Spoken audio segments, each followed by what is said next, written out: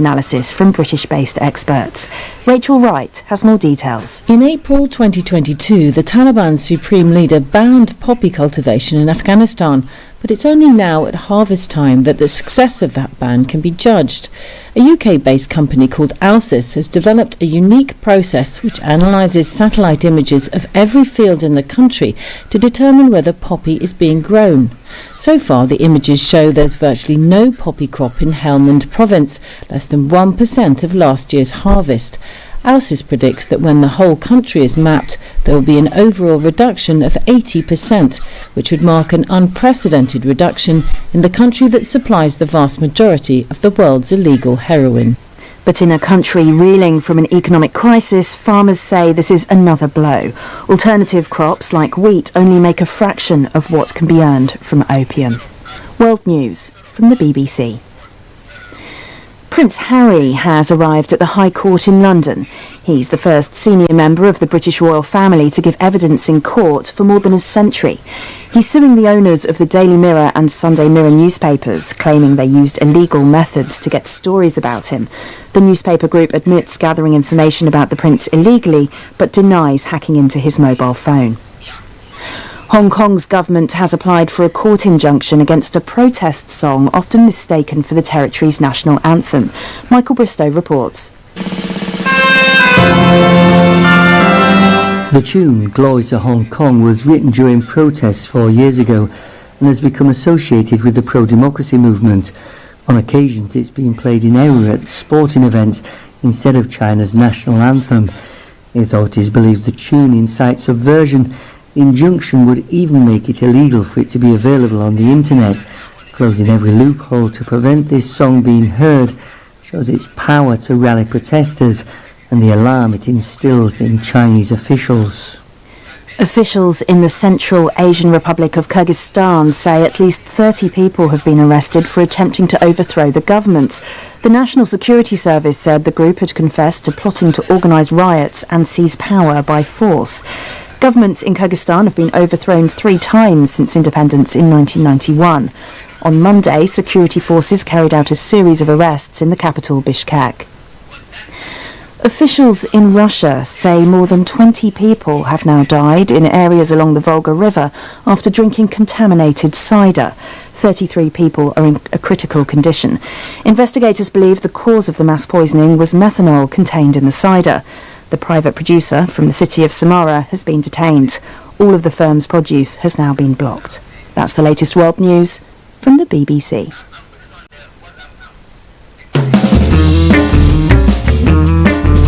Hello and welcome to the Arts Hour on the BBC World Service. I'm Nikki Beattie, bringing you a star-studded lineup of guests and some cultural companionship for the next 60 minutes with the best global arts and culture conversation from across the BBC and beyond. His wife, Meghan, is a theme throughout his life, and it was an underlying theme of that memoir in Spare. And I think what will be interesting is every time we've heard Harry open his mouth, and it feels like we've heard everything he's got to say possibly in the memoir, the Netflix series, all the interviews, that's always been on his terms. He's been speaking to people who he knows, the likes of Oprah Winfrey, a neighbour, for example. This is going to be totally different. He is way out of his comfort zone. He will have been told what sort of questions to expect, but he cannot be told what to say. So even though that courtroom, Court 15, will be packed, Harry will be completely on his own, whether or not he can keep his mouth shut. And let's be honest, we've heard from Harry, he finds it very hard at times. That will be the real test of how he performs today. Yeah, the witness box is going to be no sofa. Andrew Green is not going to be an Oprah today, and we bumped into one of Prince Harry's team yesterday, didn't we, Jonathan? And he gave us an indication of what they may be concerned about in terms of the Mirror Group newspapers, Casey, perhaps trying to rile Harry and get under his skin. That's bound to be what he's going to want to do. He wants to set Harry off like a firecracker. Now, if I was Harry's lawyer, and I'm sure he'd do the same, you sit down and say, do not let him provoke you. The rules are, answer the questions, don't give any more information other than what you've asked the question, and if the judge asks a question, you really take account of that. But he will have been told you need to stay calm, because if he riles you, then he's scored a point. And remind me, Jonathan, it's very unlike the US, isn't it, here in the UK? You're not allowed to train a witness. No, you're absolutely not. And the rules are very strict on that. And I'm quite sure, because I know Harry's legal team, that they will have not breached the rules. But there's a certain degree of preparation you can do. And I'm sure, to the extent that they can legitimately do it, they will have prepared him as best they can. But Laura's absolutely right. Once he's in the witness box, he's on his own. And what's also important is that he will, between the end of the court day today and tomorrow morning, he will not be allowed to speak to his lawyers. So he's even overnight they can't help him. It's a very, very strict rule, which I'm sure his legal team will observe. Now we're going to get the witness statement around 10:30ish, and we'll start going through it, and we'll bring you those lines as we get them. But Laura, it's going to be very interesting, isn't it, to see how Harry performs in the next day and a half, what this witness statement says, and interestingly, perhaps how it impacts public opinion. Could we see a bounce in sympathy for Prince Harry in the next couple of days? That will not be his focus right now. I mean, I think what he will be wanting to do is get across the huge impact he believes that phone hacking and the articles that were published as a result of that has on his life, all aspects of his life. And hearing Princess Diana's name come up in court yesterday gives you a sense of how far back we're talking about. Everything he did, every aspect of his life, he believed was hacked into, information illegally obtained, and newspaper stories printed as a direct result of that. That's all he's got to prove. I think we're going to see and read and hear a very emotive witness statement from him, talking about, he's already mentioned, hasn't he, the bouts of depression, the paranoia, the sense that his group of friends got smaller and smaller, trust was eroding in every level of his life, very hard to hold down relationships. We will hear more of that, and I think the detail will certainly be full of emotion. And just briefly, Jonathan, one of the big challenges Harry's legal team will have as well is that these are very historic allegations, many of them, and there's a 6-year time limit on doing something about them, isn't there? That's one of the issues today, because Harry has got to persuade the judge that he didn't know enough about all this activity to bring the claim earlier, because the Mirror's saying you should have known, or you did know, you should have brought your claim earlier, and therefore your claim's out of time. So that's another live issue that's being addressed today. Okay, great to see you both. Speak to you again very shortly. Thank you very much.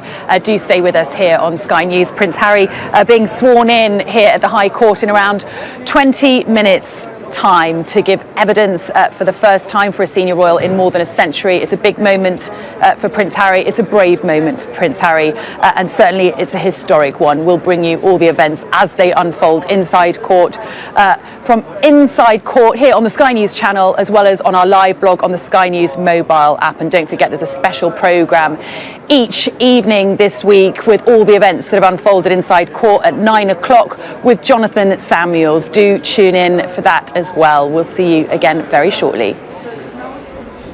Thanks, Sally. Well, we'll get on to the business news directly, but in the meantime, there's another very major developing news story this morning, which is that a major dam has been destroyed in a Russian-controlled part of southern Ukraine, leading to the evacuations of nearby villages and raising fears for the Zaporizhzhia nuclear power plant in the region, which relies on the water for cooling. Well, Russia says the dam was destroyed by Ukrainian military strikes, but Ukraine has blamed Russia, describing it as an act of terrorism and a war crime. Residents of villages along the river have been told to gather essential documents and pets, turn off appliances and leave. The dam on the Dnipro River is part of the Koiki hydroelectric power plant and is around 100 miles from the Zaporizhzhia nuclear plant. Our international correspondent John Sparks joins me now for more. John, I mean, this is obviously a war of words between Russia and Ukraine as to who's responsible, but I mean, it's also evidence that Ukraine's big push is underway.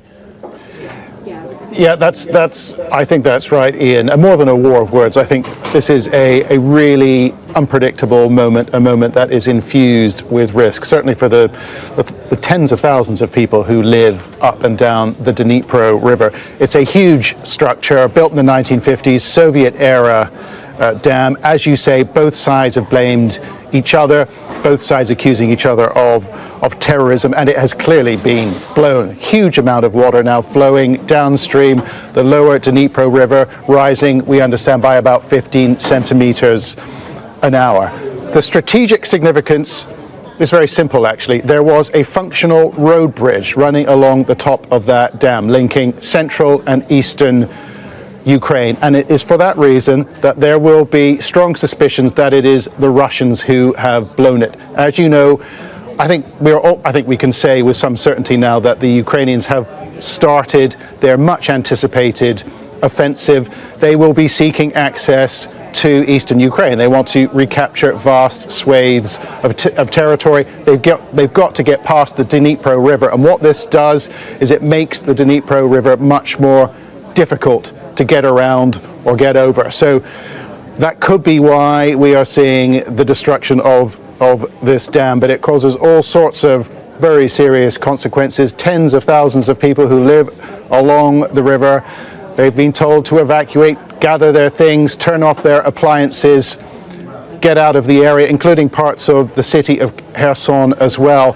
And importantly, the nuclear power plant, the Zaporizhzhia nuclear power plant, it draws water from the reservoir located just upstream from the dam. That reservoir will now be falling as well.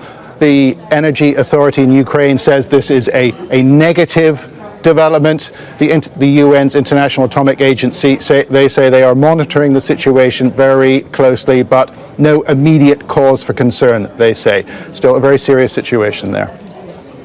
Thanks, John. Well, we can talk to our defence and security analyst now, Professor Michael Clark. I mean, you've just heard what John's saying there. There's a dispute as to who's responsible.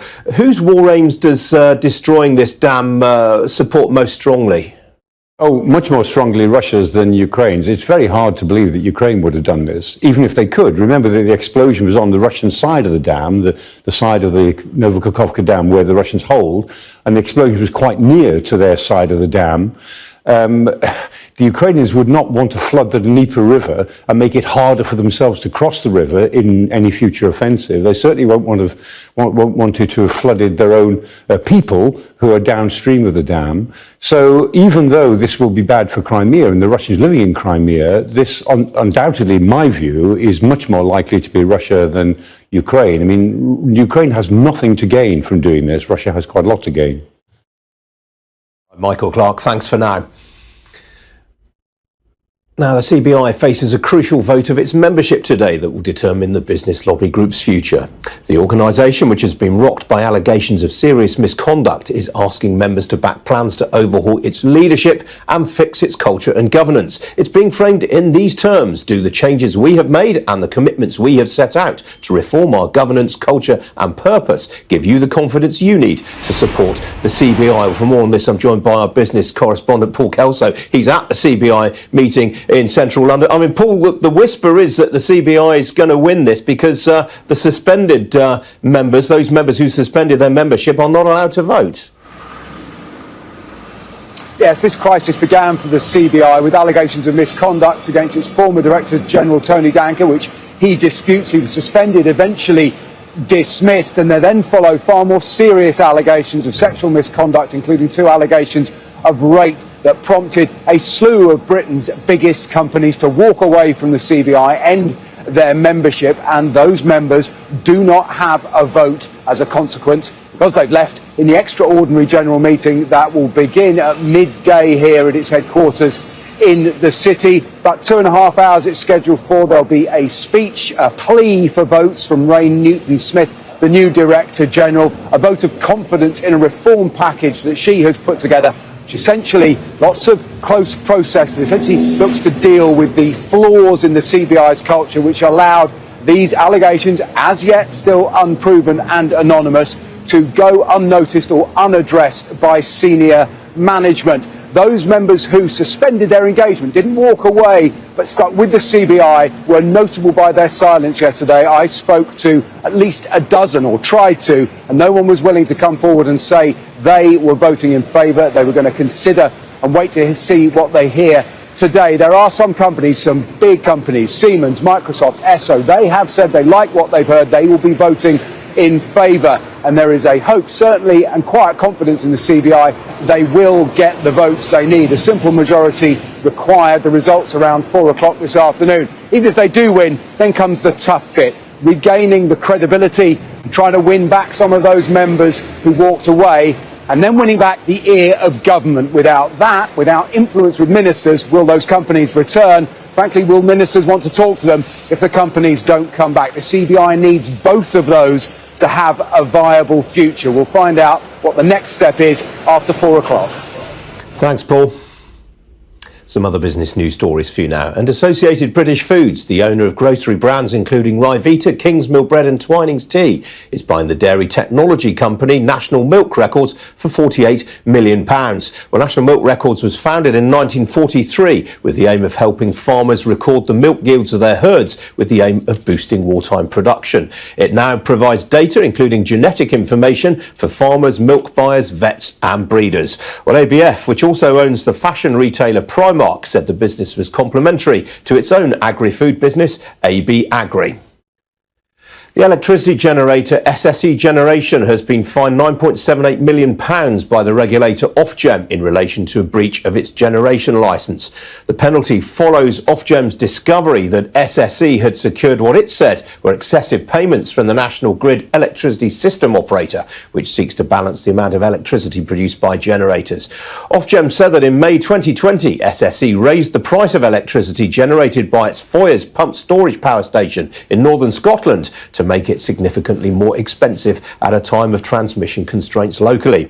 SSE has said in response it aimed to comply with regulations at all times and believed it was doing so in this case. The owner of Poundland warned this morning that it was seeing consumer spending coming under pressure across Europe as a result of higher inflation. Pepco, which owns more than 4,100 discount stores across Europe under both that brand and Poundland, said it was reporting an underlying pre-tax profit of €134 million for the 6 months to the end of March. That was down nearly 7% on the same period a year ago.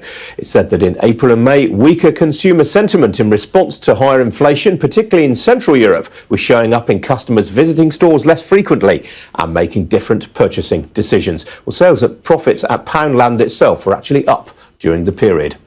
Still to come here on Ian King Live, we'll have all the latest for you on how the markets are doing this Tuesday morning. Don't go away.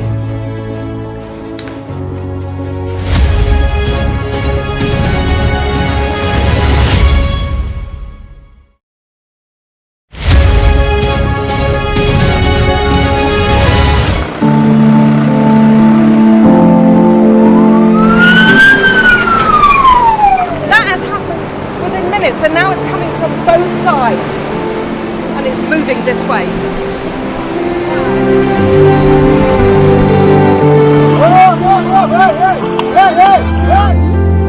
Only about half a mile from the Turkish coast, and it's evident that the boat seriously overcrowded. This is one of the most severe viruses in the world. I'm Alex Crawford and I'm Sky's special correspondent based in Istanbul. The biggest party Tripoli has ever seen. That's it got us then. There's a lot of action going on, a lot of hits coming in still. We aim to be the best and the most trusted place in news. Clearly not had very much to eat at all, a lot of them extremely thin and very frail. Look at her arms, I can put my entire hand round. This is the cocktail of drugs which the doctors at this hospital have been giving their coronavirus patients. Made for people who want clarity in an uncertain world. Mother Nature can be vicious, absolutely savage. The world's largest falls now down to a trickle in places. I can't imagine how much plastic is lying at the bottom of this huge lake. Oh! Close and personal with Rhino. This is what makes the job so fantastic.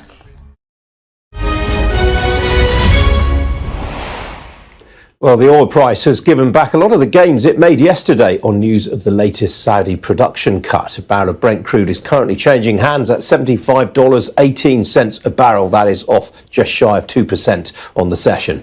On the equity markets, last night's declines on Wall Street were followed by mixed trading overnight for stocks in the Asia-Pacific region. The Nikkei in Tokyo hit another fresh 33-year high, but elsewhere there were declines in Hong Kong, Shanghai and in Sydney. Well, in Europe, stocks have traded largely to the downside this morning.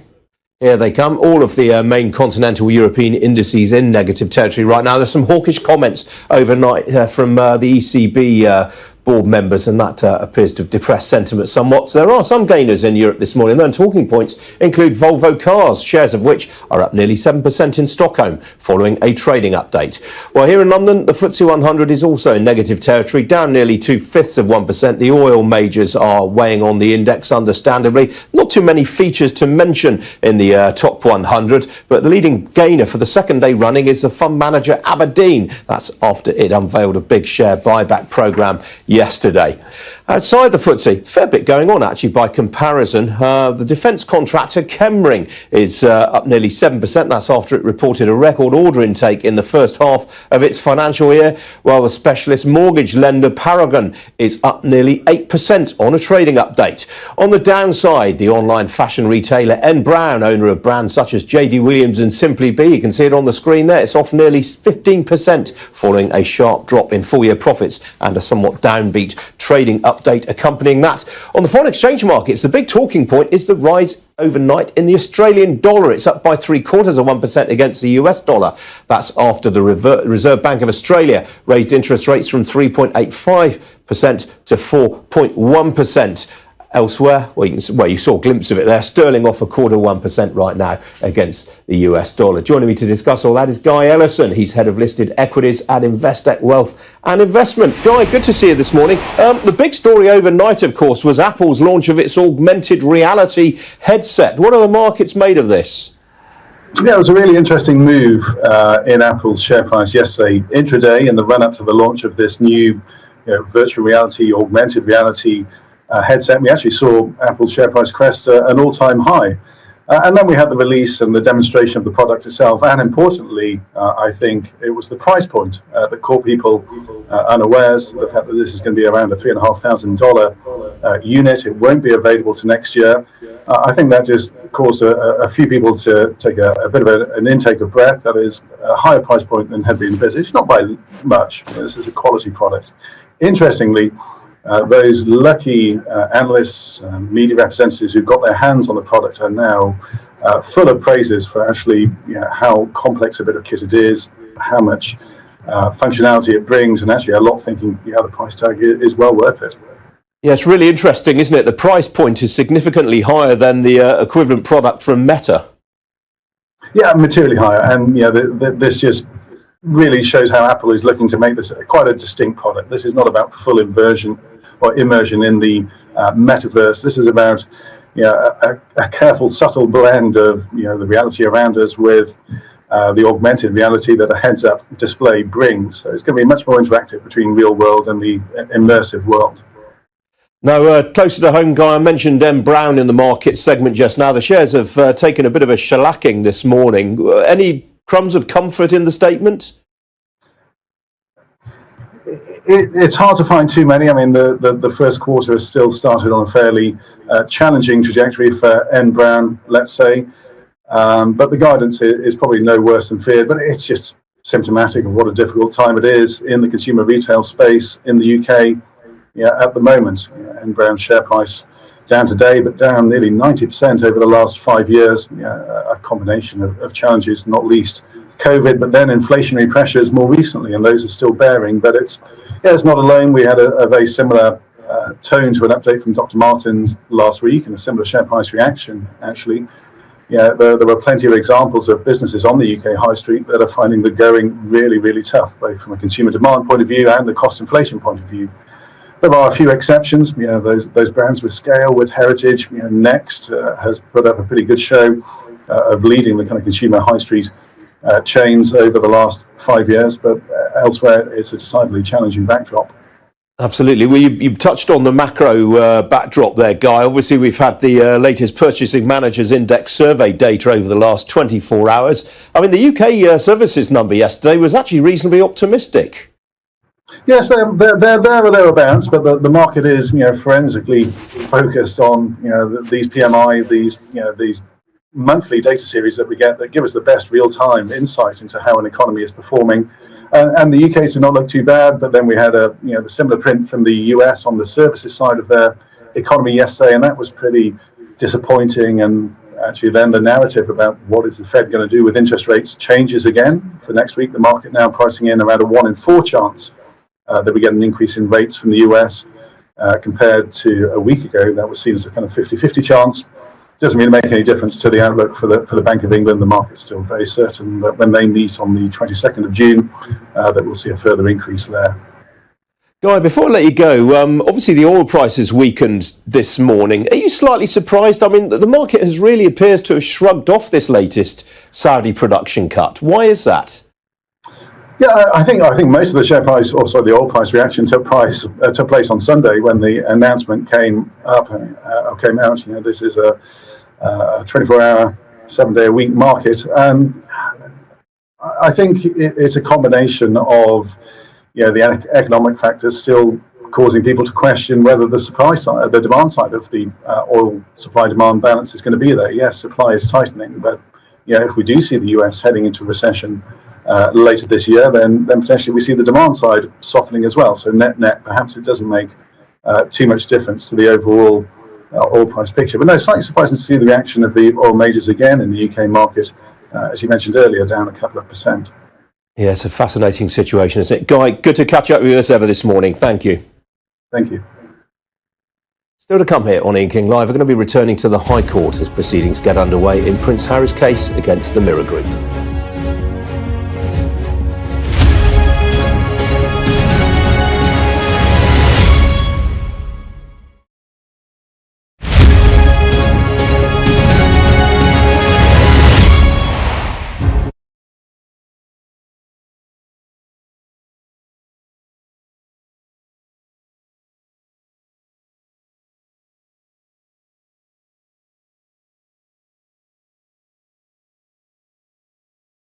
You can send money to Ghana, Nigeria, Kenya, Uganda, and Tanzania. And the best part is, SendWave is absolutely commission-free. Our exchange rates are excellent. You can see for yourself by checking them out on our website. So how do you use SendWave? SendWave is an app that you can download onto your phone from the App Store or Google Play Store. The app is free to download. After downloading it, just open the app and enter your name, email, and phone number. That's it. You're good to go. Make sure you use the promo code SR. S for Starr, R for Radio. This promo code will give you £5 free credit to send to Africa on your first transaction. Your money will be delivered to your recipient within seconds. Feel free to call me on 0749 7377 647 at any time.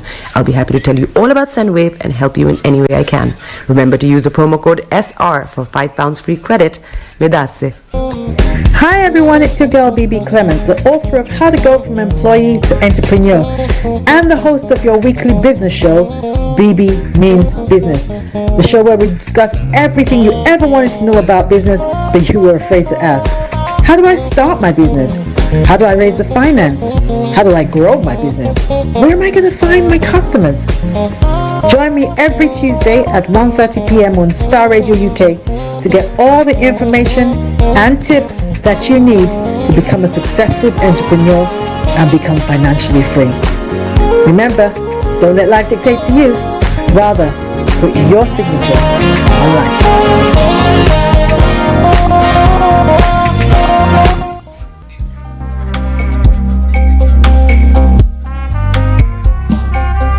Are you looking for the fastest, reliable, and trustworthy door-to-door shipment company? Well, look no further. When was the last time your family received a shipment back in Ghana on time and in time? You are not sure? Well, Lamb Shippers, we pride ourselves with being the fastest, reliable, and trustworthy shippers you can use. You are assured of a prompt pickup anywhere in the UK by our personnel. They also make sure your items are well packaged to get to its destination in time. When it comes to door-to-door shipment, look no further. Well, Lamb Shippers, contact us on 07939009321 or 07498911820. Or you can visit our website www.welllamp.co.uk. You can also drop us a mail, info@welllamp@gmail.com. Well Lamp Shippers, fast, reliable, and trustworthy.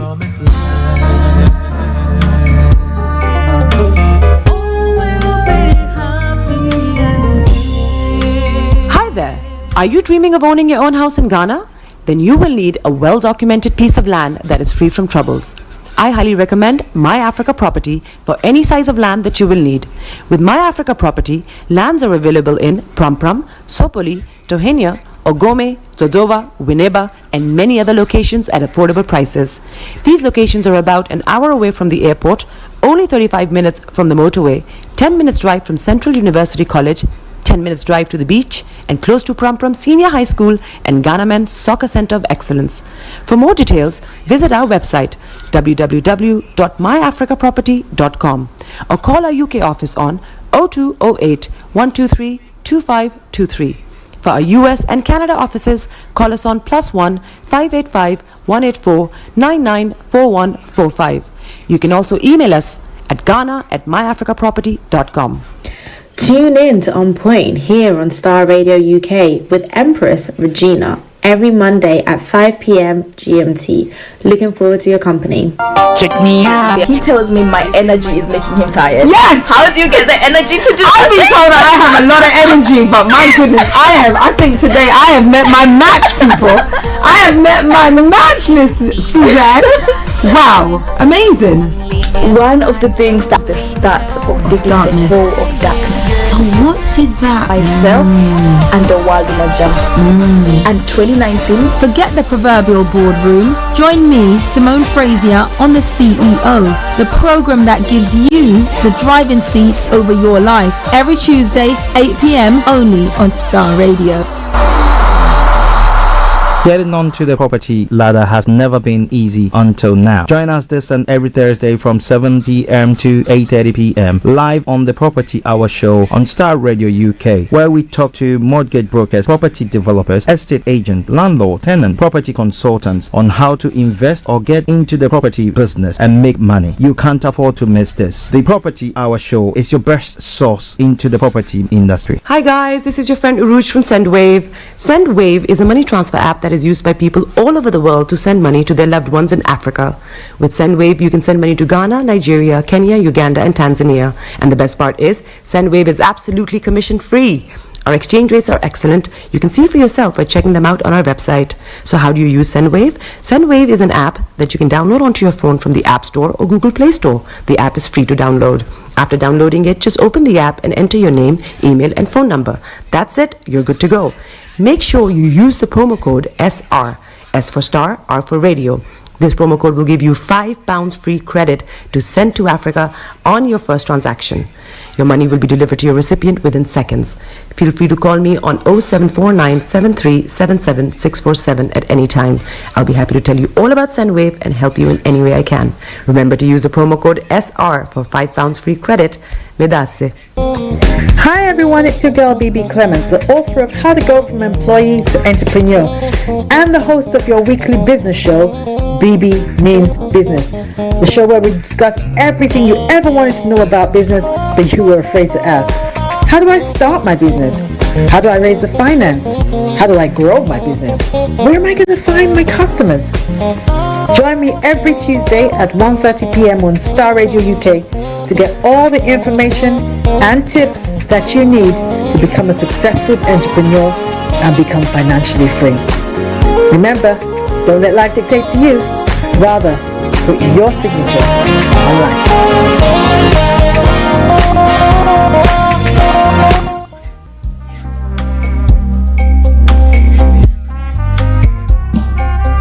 Are you looking for the fastest, reliable, and trustworthy door-to-door shipment company? Well, look no further. When was the last time your family received a shipment back in Ghana on time and in time? You are not sure? Well, Lamb Shippers, we pride ourselves with being the fastest, reliable, and trustworthy shippers you can use. You are assured of a prompt pickup anywhere in the UK by our personnel. They also make sure your items are well packaged to get to its destination in time. When it comes to door-to-door shipment, look no further. Well, Lamb Shippers, contact us on 07939009321 or 07498911820. Or you can visit our website www.welllamp.co.uk. You can also drop us a mail, info@welllamp.co.uk. lamshipers@gmail.com. Well, lamb shippers, fast, reliable, and trustworthy.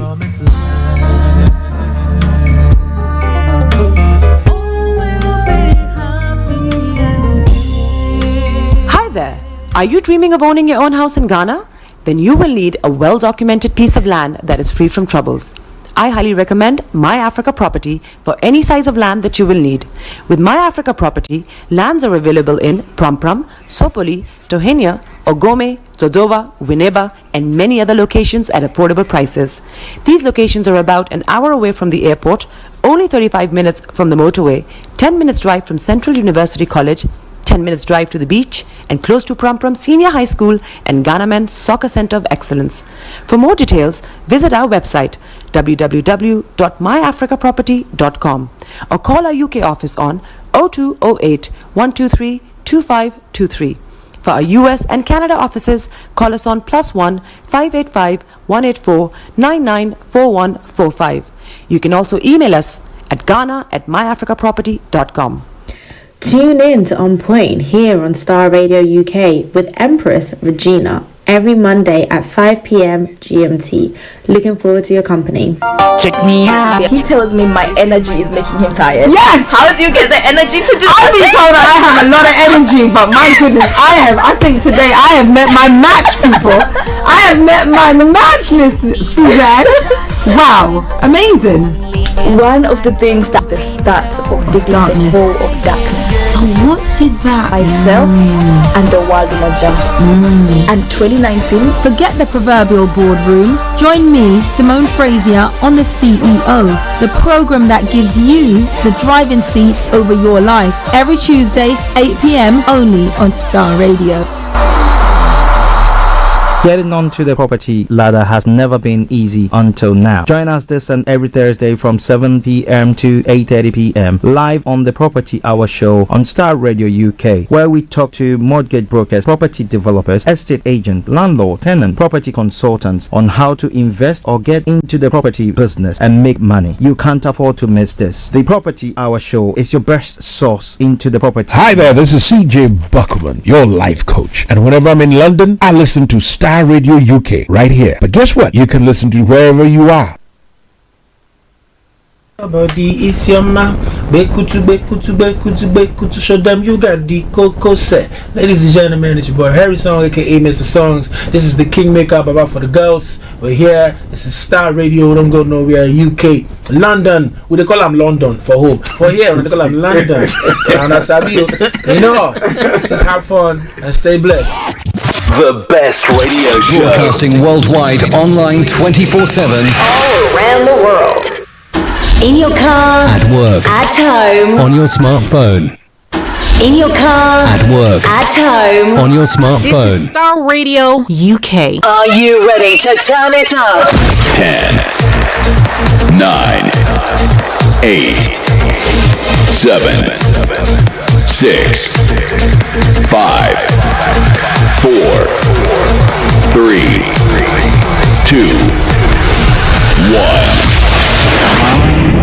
Oh, your heart is aching. Smile even though it's breaking. When there are clouds in the sky, you get by. If you smile through your fear and sorrow, smile and maybe tomorrow you find that life is still worthwhile if you just smile. Hey, this is Archie and you are listening to Star Radio UK and the Morning Show.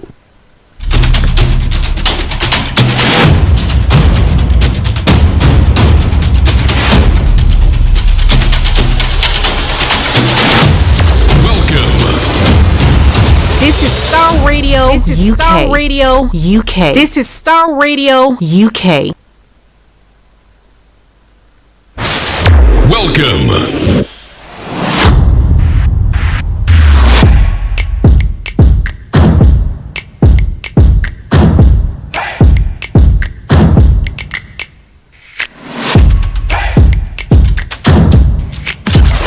Broadcasting worldwide, online 24/7.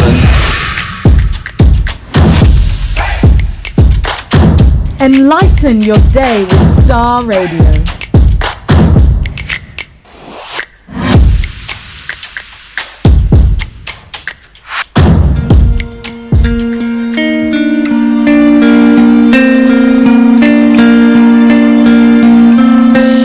Love for you runs deep.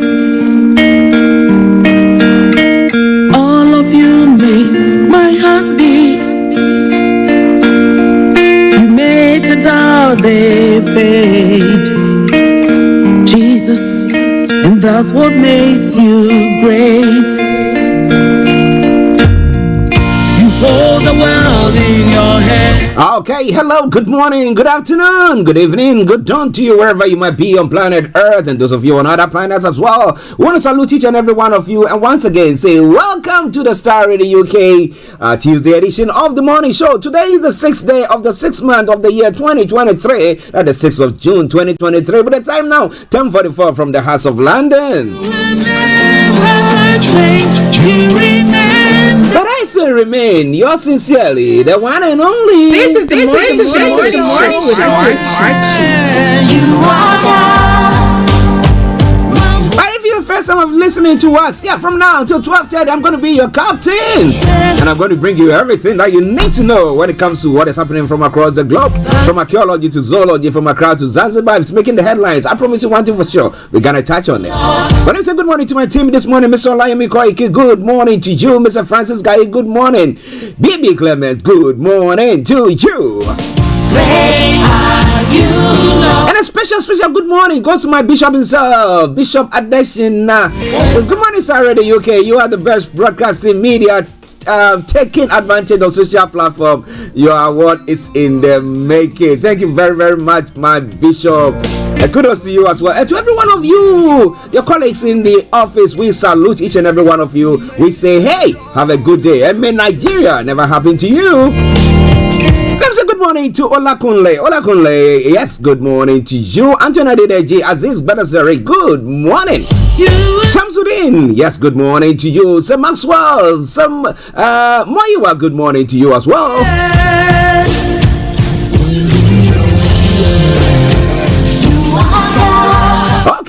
Okay. So if you're the first time of tuning in today, this is how the program goes on Tuesday mornings. I'm going to bring you the quote for the day. The weather forecast will follow suit, then the travel update as well.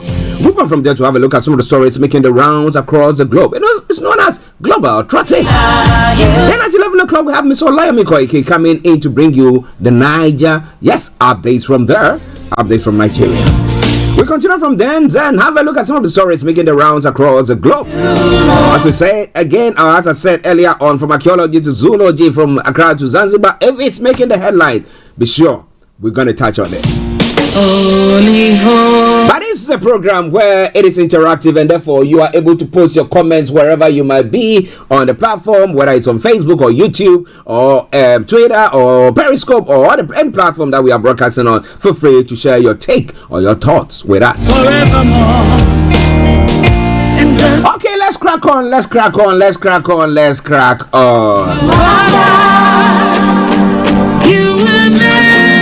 As I did say earlier on, at 12 o'clock, the lines will be open for you to add your voice to the discussion, and at 12:30 we'll bring curtains down for the end of the program, and then get ourselves ready for BB Clement on BB Means Business. Now, the quote for the day says, success and failure are by choice, no matter how you see it. It's by choice, no matter how you see it. That's why you are up this morning. Instead of you staying in your home, you decide, no, let me go out, let me go to that workplace. Though whatever they are giving me is not good enough, but I think there's something that I need to do, and you're going on that path. And that is one way of getting successful. Okay. Let's crack on.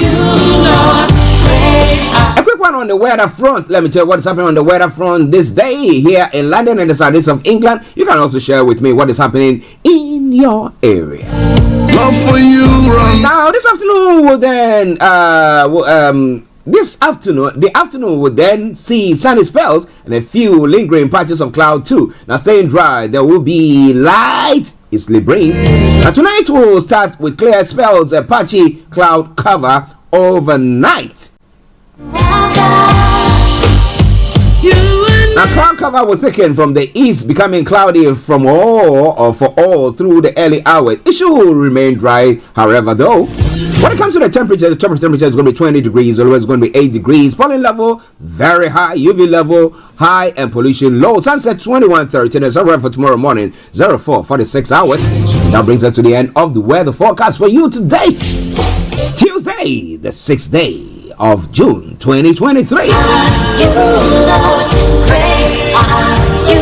Let's take this quick commercial break, and once we come back, I'll take you straight to the travel. So stay tuned. Don't you go anywhere. Star Radio UK. Share the broadcast with your friends and loved ones, and I will acknowledge you. Thank you very much. And thank you very much for my able producer. So sound is good and everything is good there, and I hope that you are enjoying the show as well.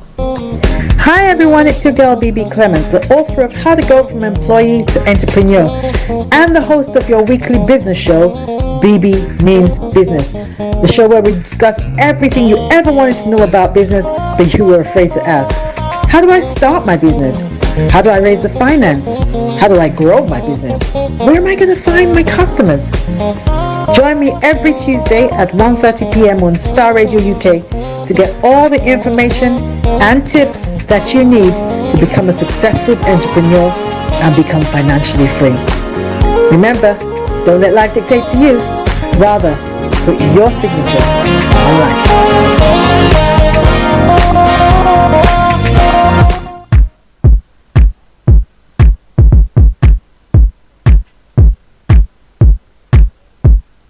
This is Starr Radio UK. Okay, so keep your eyes on the roads, and we'll keep you navigated. I promise I'm on the Star Radio Travel Update that comes to you every weekday from 10:40. It's not 10:50, so it's going to be a rush one. Yes? Let's go. Okay, so on the underground this morning, apart from the Bakerloo line that's got minor delays between Elephant and Castle and Queen's Park due to an earlier signal failure at Lambeth North, good service on the rest of the line though. All the others have got good service. DLR, London Travelling, London Overground, good service there. On the major roads in London, interestingly, there are a few incidents here and there, but listen to me and avoid it if you can. A13, A3, A4, North Circular, A406, South Circular, A205 have all got serious delays. Please avoid them if you can. Now, moving on straight to the river bus, I can tell you shortly, good service there. The Laden cable car, good service there as well. Moving on to the final segment of the travel updates, that is the National Rail. On the National Rail, Avanti West Coast has got minor delays, cross country, severe delays, Great Western Railway, severe delays, South Western Railway, minor delays.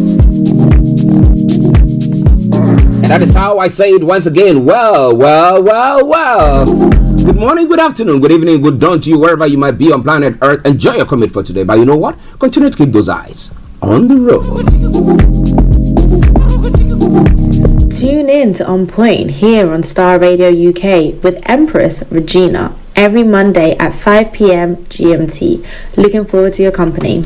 Okay, welcome back to the program. Let's just crack on because we are pressed of time. Now, when it comes to what? Global trotting this morning that we are in for. Yeah. From Nigeria. Some of the story that we're going to be looking at. NLC kicks as court stops strike. Please warn hoodlums. Well, now the government is trying to use the courts to stop them from striking. So are they going to continue or what? Nigeria's oil production reduced amid OPEC's 1.393 million barrels daily cut. Okay. Then Nigeria and other members of the Organization of the Petroleum Exporting Countries and the non-OPEC members have agreed to cut production volumes to ensure global oil market stability. No, they want to get lots of money there. But the thing is, at the end of the day, how are the citizens benefiting from it? Even when the prices were good, what have citizens seen? Nigerians are buying fuel at prices that they've not ever seen before. They call it that they've taken the subsidies out and stuff like that. But what do you think? Tinubu gets June ultimatum to make minimum wage 200,000 naira. TUC demands tax holiday for workers as well. I tell you, my bishop, I don't think this will ever happen. Do you think so? Well, maybe you're optimistic because it's going to ask you that how do I govern the country without resources or monies coming in? So if you say that workers or TUC demanding tax holidays for workers, they ask you if you take those taxes, then how do the people? How does government get money to run its affairs? Well, more going to be coming your way from there. Let's move on straight. Now, normalcy slowly returns to Senegal following deadly protests. Normalcy, as they say, settling in Senegal after deadly confrontation between the police and the supporters of the embattled opposition leader. Paleontologist Lee Berger announces exciting new discovery. Who have they found now? We're going to be telling you more about that. South Sudan struggles to clear mines as 2026 deadline approaches. Now, what if you want them to continue to do it? Just give them more apparatus, amenities, or logistics, and I can tell you actually that they're going to be seeing to that. In other stories making the rounds this morning on the African continent as well, moving on straight to Ghana this time around, patients in danger as nurses head for NHS in UK. That's what medics are saying. Now, if the workers are there, they're not being catered for well, they're not being paid for well, they are struggling with their bills, and then they go on a strike, they don't get anything, or the court say that you cannot go on a strike, and therefore, like the NLC, as the court has told the NLC, then what do? If they get any opportunity, well, they just come in there and roll, and then get on with it. They better their lives, they are able to send some few monies to their families back there, and they'll be doing good. What about that? All right then. What do they expect them to do? Do they expect these workers to be patriotic enough to stay in the country and continue with all the good works as they do, or do you reckon that the question that was going on in my baffling me when I was reading this story was that now we have the politicians who are just they don't give a hoot about what goes on. They just want to make their money, cutting deals, doing shoddy jobs and stuff like that. And they say, you, who is earning just a little, just be patriotic enough, so stay there. And then, really? All right, then, they should bring it on. Let us all see what everybody's got up, and then we will all be able to see whether we need to be patriotic or not, or we are being patriotic, and some people are being more patriotic than others. Now, Major Mohammed's murder case nears judgment after 13th and 14th accused waive right to give evidence. Now, I say not will vote for Justice Jachi Kwesi on June 27. Sami Jemfi is saying about me attends UK Business Council meeting in London. Well, the Vice President of Ghana in London for that meeting. And World Bank country director, not a technocrat, but a politician. That's why Kwabena Donko is saying, you want more? Going to bring you more. News out of Supreme Court judges will overturn judgment annulling election of Kwesi as MP. Amaliba is saying. Why is he saying that? Well, you want to know more? Just stay glued to your set. Don't you go away. In other stories as well, evacuation underway as water gushes through damaged Ukrainian dam. And Ukraine accuses Russia of blowing up the dam in the Moscow seized town of Novakhovka. Okay, I hope I pronounced it well. Well, it's quite a dangerous thing there. I mean, flooding this time round. But they are saying that the Russians are saying that it's not us because we are occupying that particular place. It's you who are trying to infiltrate, and therefore you might that the Ukrainians might have shot that down. But Ukraine troops advance on Eastern Front. Ukraine says it has gained ground near Bakhmut as Russia claims to have thwarted a new attack. So what's going on there? FBI agent who spied for Russia found dead in prison. Robert Hansen had received more than $1.4 million in cash, diamonds, and money paid in Russia accounts. So what happened to him? To live his life, more coming your way. It is Star Radio UK, your favorite African and Caribbean radio station in London. Ex-Vice President Mike Pence joins White House race. I'll be telling you more about that. I think that what happened to the other Republican candidate, they didn't happen to him, but we'll be telling you more about that.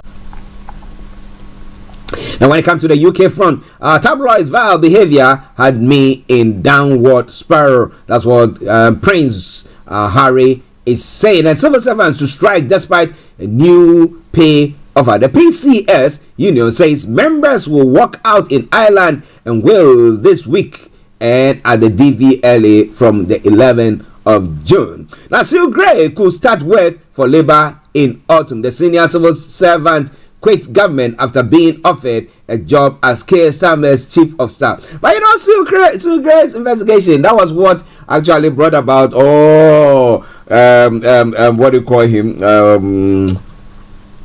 The former Prime Minister Boris Johnson's demise, and well, I don't mean demise, but of his tenureship as a leader or Prime Minister of the country. Well, but Sue Gray is now cross carpet and is now going to be working. He's a civil servant, and therefore they are not supposed to be aligned to anything. But this around is now going to be the chief of staff for Sir Keir Starmer, leader of the Labour government. Okay.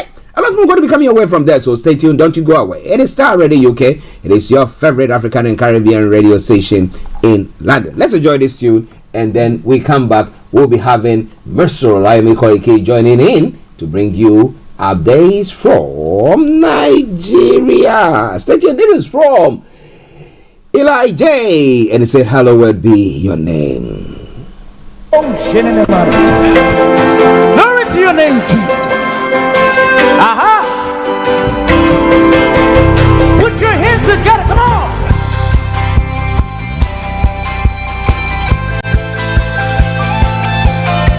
We worship you, Lord.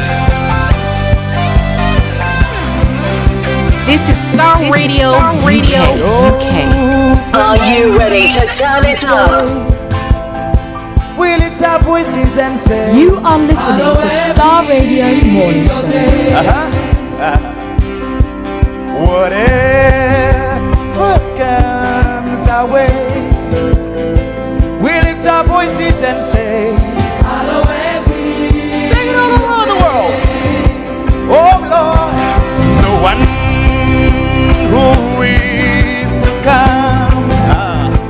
We lift our voices and say, Hallowed be your name. Dear Lord, the beginning and the end. We lift our voices and say, Hallowed be your name. With a grateful heart, come on, if you feel voice, say, Jesus, Jesus, you never fail. You never fail. You are just the same. The same. Yesterday, today. Take a look at me, the one you say. Oh Lord, hallowed be your name. Lift up your voices and say, Jesus, Jesus, you never fail. You will never fail. You are just the same. The same. Yesterday, today. Take a look at me, the one you say. Oh Lord, hallowed be. I just saved you. Put your hands together, come on. Oh Lord, to the mighty God, to all the words that is to come. Come on, come on. Put your hands together. We worship you, Lord Jesus.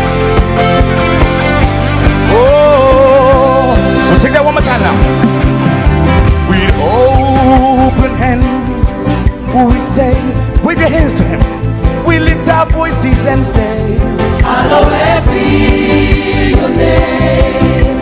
Dear Lord, the one, whatever comes our way, we lift our voices and say, Hallowed be your name. Oh my, the one who is to come. Are you ready to meet him? We lift our voices and say, Hallowed be your name.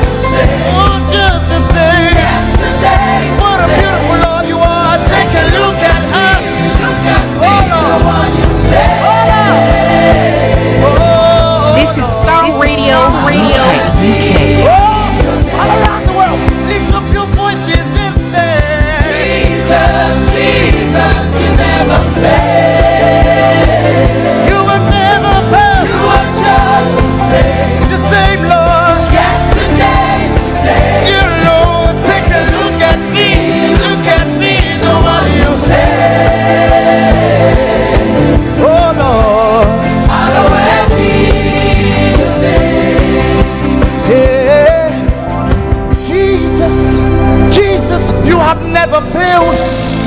You will never fail. You just the same.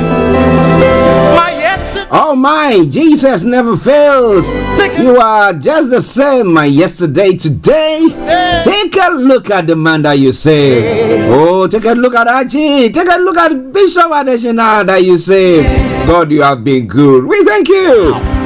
Take a look at all our listeners. And take a look at the White Lion who is getting ready to come on fire on all cylinders. And take a look at all the wonderful listeners that and viewers who are watching us this morning, wherever they might be in their own confines or wherever they think. And we are so grateful to each and every one of you. And once again, we say Star Radio UK is your favorite African and Caribbean radio station in London. Alright, so don't you worry at all. Yes, lots of music going to be coming your way this morning, as we do on the show as well. So I say all the time, the program is not void of music. Yes, lots of music there as well, as we bring you everything that you need to know. But at this juncture, 5 minutes past the top of the hour, let's go to our North London studios, where we've got our own White Lion himself, Mr. Olayomi Koiki. And let me say, Yomi, good morning. Well, a very good morning to you, Mr. Archie. Good morning, Frank. Good morning to all the sound engineer and everyone that have joined us. And welcome once again. It is a Tuesday edition of the morning show. And I say good morning and welcome once again. How are you doing, sir? Well, apart from the weather that I thought was almost getting better, but it seems, the weather is still a little bit windy out there. So when you're outside, make sure you still dress as much warm as possible. But I'm doing very well, and we give thanks as we continue to monitor as many of the news from around the world. We woke up with Ukraine this morning with the dam that has been destroyed. We pray that humanity will not suffer in the hands of foolish and selfish interested individuals around the world.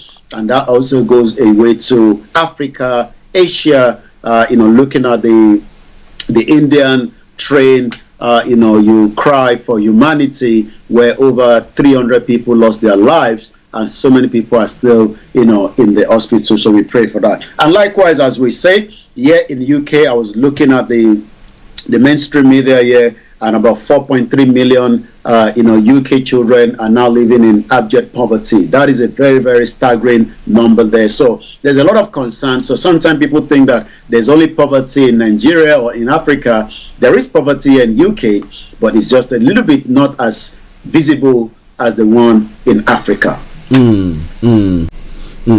Well, listeners, it is Star Radio UK. It is your favorite African and Caribbean radio station in London, bringing the time now to 7 minutes past the top of the hour. It is the Tuesday edition of the morning show. So now let's go to some of the stories that is making the round this morning. You can see in the background, Yomi has got his nice poster of the president, yes, on there. But Bishop Adeshina says, wonderful. Eli G, yes, it's a gifted voice. Yes. That was a good music there. Okay, now we know that the NLC were planning to embark on a strike. That's the Nigeria Labour Congress. But it looks like the court has taken the wind out of their sails. Yomi, what has happened? Quite a lot has happened. I think the news on the court was yesterday. Before there's another news, we are now catching up as much as possible with so many activities in Nigeria. But first and foremost, yes, there was a court order stopping the actual protest that was meant to start in the next 24 hours. But also, Labour itself has now suspended the planned strike. What could be the reason why they've suspended this strike? We're going to be discussing that. So in as much as the court was put in, because they were not too sure whether there will be an agreement. The agreement is going to last for a couple of more days, I believe, towards the 19th of June, when between the government and Labour. Remember that Labour has a lot of groups of people, citizens, civil servants and civil servant rather, and so many other private sector. So when they call for strike, the strike automatically goes straight into the system. But it seems that from what we have now been able to confirm, after deliberation yesterday that led to, a late night discussion. We're just trying to get, the images of, and it seems that more Nigerians are so excited because they can see a little bit more of Asoro, that we've not been seeing for, 8 years of President Muhammadu Buhari, because each time there's a meeting in Asoro, it seems that everything is under, the shoe. So it looks like there's a new sheriff in town, as some people are saying. I've been following that on Twitter, because as many Nigerians have never been able to see, the better side of, the Asoro. So right there, let me explain who is who. Dele Alake is the one, okay, let's start with the chief of staff of Tinubu, who is on the, to my left-hand side here in a pink shirt, or in a pink hat rather. That is Femi Gbajabiamila, the one-time, House of Rep speaker. The person that you will be seeing more, and we'll be talking about more, in compared to Garba Shehu, is Dele Alake, sitting next to Femi Adesina. You might probably see Oshiomhole, the former governor of Edo State as well. But the man in question of the president of the NLC is the one in the blue. Just to the left one is the one in white, but the one in the blue. So what has actually led to, the calling off of these strike that is meant to start tomorrow?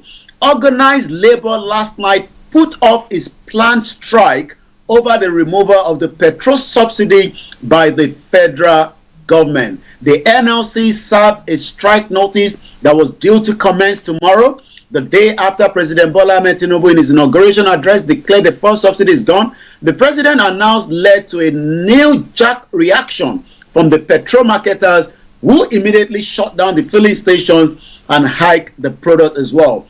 But what do we know? But the meeting yesterday was a follow-up from the one on the May 31st and the June 4 as well. But the communique that was issued last night said, following the engagement between the federal government, the TUC that is demanding more in pay rise, the NLC, the Nigerian Labour Congress, with the intervention of the Speaker of the House of Representatives, he will be officially becoming the Chief of Staff from the 14th, which is just about another few more days or weeks, to resolve the dispute that arose from the withdrawal of the subsidy. The federal government, the TUC, the NLC, to establish what they call a joint committee to review now the proposal of any wage increase. Because if they're going to remove the subsidy, like you were saying yesterday, we need to balance that with some of the workers.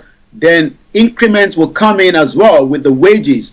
And this is where the full stop for now, when they will be coming back. How that wages will be increased, whether the state will be able to pay that, like I said yesterday, even the 30,000 naira is still difficult for so many states across Nigeria. So the federal government, the TUC and the NLC will now review a World Banking Finance cash transfer scheme and propose the inclusion of the low-income earners in the program. Again, we're looking at so much time that they believe that we're able to resolve the problem without going for any industrial strike.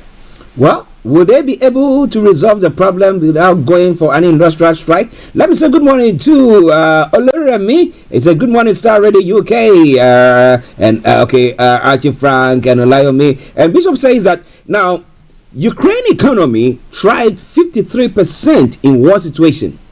Reports as at the weekend, and he said that he is researching Ukrainian method that keep their economy in harmony even in war and in distress. He goes on further to say, moreover, Nigerian economy keeps sinking even without war situation. What a pity. But well, the question that is posed, or the statement that is made, Tinubu gets June ultimatum to make minimum wage 200,000. That's what the TUC is demanding, and also a tax holiday. But the question is, if people are not paying taxes, where is government going to get the money to actually see to the running of the country? And again, with what OPEC is doing, cutting down the amount of oil or crude oil that is produced daily, by whatever percentage, that means that the output for Nigeria is going to go down as well. So how can Nigeria afford, or the government or the federal government afford to pay 200,000 if Tinubu just goes on with the ultimatum that has been given, and then the workers decide to, or he decides, or the finance minister decides that, look, you know what, let's take a tax holiday, a tax break for maybe 2 months. Yomi, it's quite interesting. Well, I mean, I'm not sure whether Nigeria can afford to pay 200,000. That is definitely not going to happen. Because we don't have the money. We got to be honest with ourselves. Nigeria is very, very broke. Tinubu is looking for every avenue, to block the loopage. I mean, some of those areas that he believes that money is being wasted. And one of those areas, I was looking at the breakdown of the subsidy. I mean, it's about almost 300 billion plus monthly, and that also is almost, and it's even a little bit more than the wages being paid as well. So it seems that Tinubu will be saving a lot of money, but how the money will now be used is the question as well. But again, there's also a crash in the gas price as we speak right now. So whether that again has got to do with the new government but amidst the subsidy removal, the jet fuel and the cooking gas prices have crashed, from the prices that they are being sold, coming from the headline as well. But one thing is that, there's still a lot that Tinubu needs to deal with, but again, it seems that despite this current situation, I don't see the minimum wage to be paid. Some states might be able to pay it, but like I said, the 36 states won't be able to do so, and that would then be an imbalance, especially from what the demand of the NLC. I'm going again to the health workers as well. I saw them yesterday. They had a meeting with Bola Ahmed Tinubu, the president. The health workers met Tinubu, and they've also now suspended a 12-day strike. Health sector is a very, very unique part in any country, and imagine if there's an emergency and the workers are not there, then that creates a very, very big problem, and we've seen that happening not just in in Nigeria, even here in UK, because there's always a contingency plan as well. But the Health Workers Union, under the umbrella of what they call the Joint Health Sector Union, has also suspended its 12-day-old strike. Joshua, the National Vice President, Ogbonna, told the journalists yesterday. So it seems that some of those that are planning this strike are pulling the strike while they still have a conversation and a dialogue, which is exactly what the Yoruba are saying as well, that we're still going to dialogue with Tinubu, because in any situation in life, you don't throw away the dialogue aspect of it. You continue to dialogue and negotiate until your demands and what you want is given to you. We did the same thing with Buhari. There was a lot of strike that end up collapsing Nigeria. The biggest one that we saw was the university and the polytechnic going for 8-month strike, and Buhari, the former president, could not come into a kind of a conversation. But like I said, for the very first time, I've followed the Twitter trend, and so many Nigerians are excited that they can see the back inside of Aso Rock. Maybe that would then create a better life for Nigerians outside. Time will tell. That's quite an interesting one. If you are seeing you've seen Aso Rock and everything in there, that go far enough to put. At least you can see the shoulders and the movements, as they were coming in, the camera. We've never seen such in 8 years of Buhari. So seeing the better inside of Aso Rock, at least a little bit. I think as many Nigerians are having the hope that the new sheriff is in town. Well, the new sheriff in town, would he do the bidding of the citizens, or is he going to be a boss to his own self and a law to his own self, like we saw in the past? But well, interesting one. Olayomi says it is a pity indeed. Bishop Adesina, just agreeing with Bishop Adesina about the nature or the state of the Nigerians' economy. Now, let's move on to some other story as well. Now, Tinubu will surmount Nigeria's security challenges, says Okiro. Now, Okiro, I'm not sure who he is, whether he's a security chief or one of these. He's a former Inspector General of Police. Okay. So, almost the same thing like what, the current one is. So, he was a former Inspector General of Police. Okay. So, it's interesting. Now, what does he know that we don't know? Because we're talking about security, then we were expecting that somebody who had got a military or security training, who knows what to do when there are insurgents, what to do, what actions to take, couldn't do hoot about it. So When you take somebody like Tinubu, who is just a civil, call it a civilian, all right, without any military training of the sort, what do you think he can do better? Well, Tinubu paid a courtesy visit to the NSA, the National, Security Agency, and that is like, equivalent to our MI5 in UK. So, and the meeting yesterday, kind of brings a bit of hope to the agency, because they believe that exactly what Tinubu is saying when it comes to the security. So that visit means a lot to Tinubu, according to some of his media aid as well.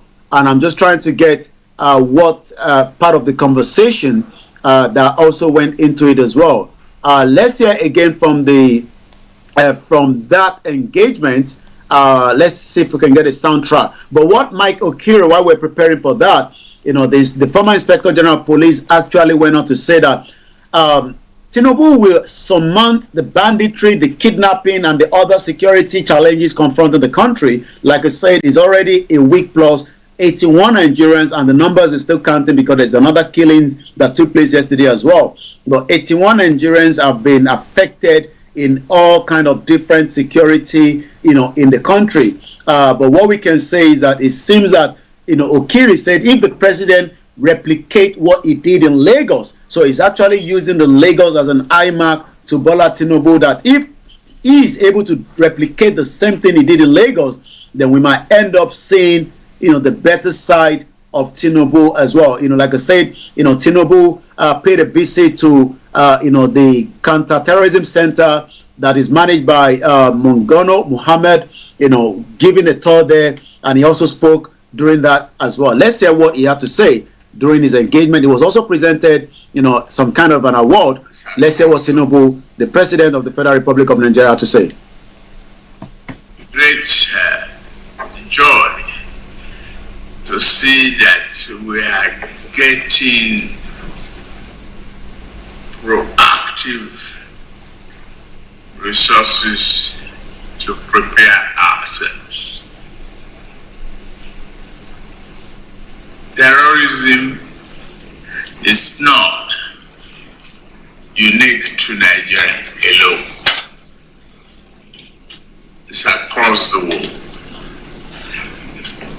And we have to fight it. We have to eliminate it completely.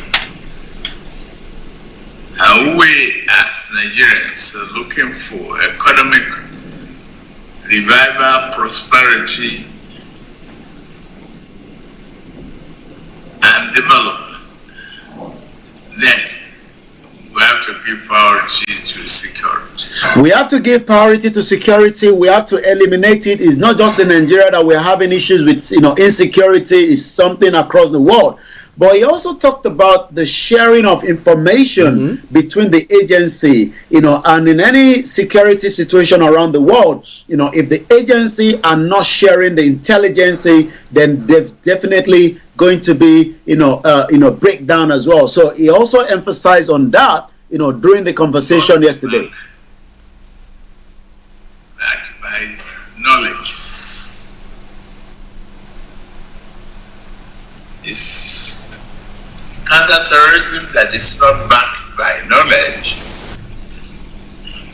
It's not going to be of any service. Counter-terrorism that is not backed by knowledge is not going to make any impact. So we're going to leave that because of the time constraint. But you can hear clearly that the president, is a bit concerned, is aware of the situation. He knows what is happening in Nigeria. And like I said, I remember, when he was asked, during, the visit to one of the leader of the Afenifere Fashion when the Fulani killed the daughter, he was also asking, where are the cows? Some said he was trying to play intelligent, maybe because of his ambition. But now that he is under the affair of the chief of commander, then he will have to deal with as many Nigerians to be protected and safe in their farm, on their, in their premises, in their businesses.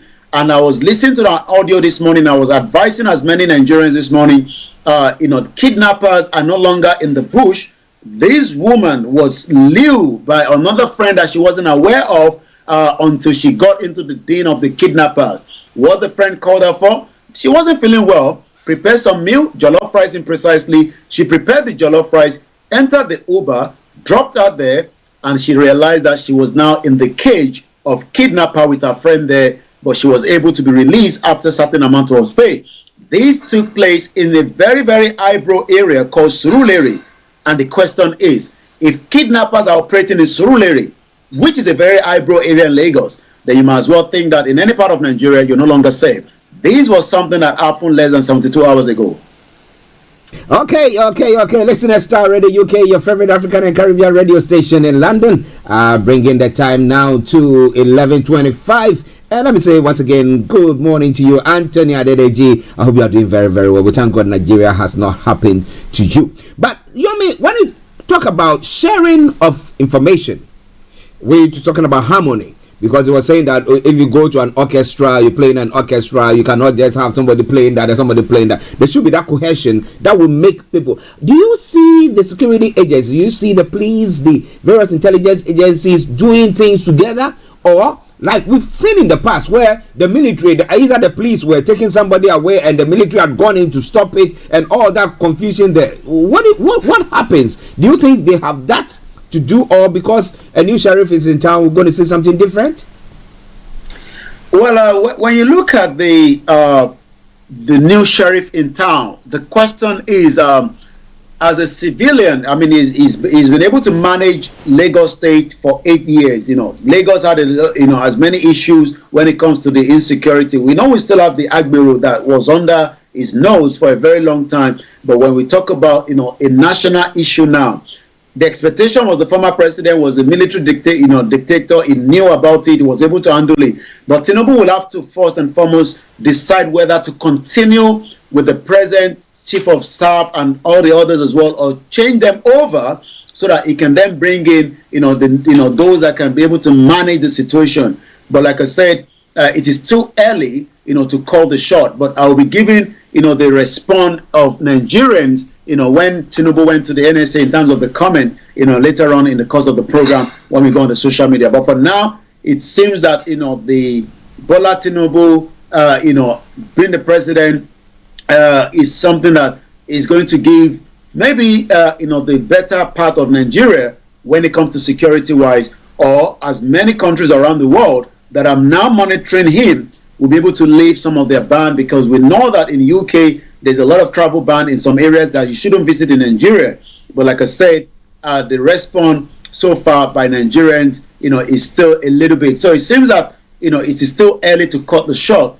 But when we talked about Buhari, Buhari was just a failure that they couldn't manage the security, even with his experience as a military dictator. Well, listeners, it's quite an interesting one by the Star Radio UK updates from Nigeria. Now, we know that some unrest that is going on. We talk about the Southwest. There isn't that unrest where we talk about a Yoruba group where whether they are agitating and fighting and do that. There's not been stuff like that. But when we go to the Southeast, we see the various military, or could I call them military wing of the groups there, and they also seem to be causing lots of chaos there, because they think that if we are talking or we're trying to joy and you're not listening to us, then we have to cause more trouble so that you can hack into us. Did he make any statement relating to that maybe he's going to see them, or maybe he's going to have a meeting with them so that all those things calm down? Well, it's still again part of the intelligence. We know that there's been a lot of different narrative when it comes to the Southeast. What we saw in the Southeast is is more of what we can call an imbalanced conversation. We've seen the military going in there. We've also know that the ESN has been set up there. We also know that there are some governors that are also manipulating the insecurity there. Tinubu hasn't said much, but like I said, it's still part of this security sharing intelligence. Because let's go back to when the attack of the convoy of the American consulate, that is a security lapses there. Intelligence sharing would have given information that there's a particular convoy that has highly intelligent people in there, in terms of highly VIP individuals. But life were lost. We hope lesson will be learned. We hope they can share the intelligence. We know the southeast part of the country is extremely hot. We've seen, police station burned down, by on the unknown gunmen. We've seen, courts. We've seen, as many atrocity going on in there. But also, we have seen uniform officers that are working against, the interest of those in the state, because most of the time they're pointing it to the Biafrans. But like some videos that we've seen shows that those crimes are committed by security agency. Some of them are not real security agency, but they've got the security outfit on. So it's a mixed match of information going on in the southeast, but we hope that Tinubu will be able to look into that and then start dealing with the real culprit rather than trying to portray those that are asking for their right under the self-determination, the inalienable right under the international law, as those perpetrators against those crimes. Okay, now let's quickly see what Nigerians so far. I mean, when any president comes into power or into office, he has that goodwill of the people. Do you see a goodwill for the president at the moment? Because we see the NLC after the court hearing, they back down. We have the health workers, and they have also had a meeting with him, and everybody's back down. It looks like he's enjoying some goodwill. Is it that they trust him, or is Nigeria, everything in Nigeria now thinking, okay, let's give it some time, let's see what is going to happen? Is that what you think? Well, Peter Obi disagree with that, with this headline. We can't continue drifting towards anarchy. Peter Obi wants Tinubu government over the mass killing in Plateau State and Benue State. But we will continue to get this kind of high going on when the former governor of Kaduna State, in a video that I saw yesterday, says that there will never be a Christian governor in the state. He has done 8 years. He expects the next person to do 8 years. That will be 16 years. Then there will be another 4 years, and that will teach the lesson to the Christian in the state. That doesn't mean that he's not going to do anything to support the Christian in terms of renovation of schools and hospitals. Well, he stated it clearly that there will never be a Christian governor. So there's a tension already in the country, and the last thing is asking, the fire to continue to burn. So Tinubu has a lot, is just there under a week plus, the subsidy is there, the economy is there, the security is there. We hope how he's going to manage all these is the question in the lips of so many Nigerians this morning as they continue to monitor, the president. And then, nobody can gauge anything right now. We'll have to wait for some more time to see the projection, of this new government. Well, listeners, this is Starr Radio UK, your favorite African and Caribbean radio station in London, 11:32 the time. In our North London studios, Mr. Olayomi Koiki, I'm Archie here in the South studios, and we'll bring you updates from Nigeria. Let me say good morning to Ojokata grandson. He says, Equator to you too, and we hope that you are doing very well. And thumbs up to you too there. Continue to share your thoughts with us, whatever it is. If you think what we're saying is gibberish, or you are in agreement with us on issues that we are touching, or maybe you have some issue that is going on, you want to bring it to the fore, why not? Feel free to do so. Post it on our various pages and we will do so. But now let's go to Yomi for the rest of the stories making the rounds. Over to you, Yomi. Well, the only revenue of Nigeria seems to be going through much problem. Nigerian oil production continue to reduce amid OPEC 1.3 million barrels daily cut. OPEC and its allies have all agreed to cut the global oil production by 1.3 million barrels daily, reducing Nigerian oil production quota by 20.7%. Again, I saw a video yesterday where 16 points was connected to the pipeline that has been going on for 9 years. It was only detected some few weeks ago again, and the question is, where are these, extra revenue that should have helped Nigeria going through? Because if the crude oil that is meant to be bringing the revenue back to Nigeria is now being tapped into, 16 on the pipe, that has been going on for 9 years, according to the video that we saw yesterday.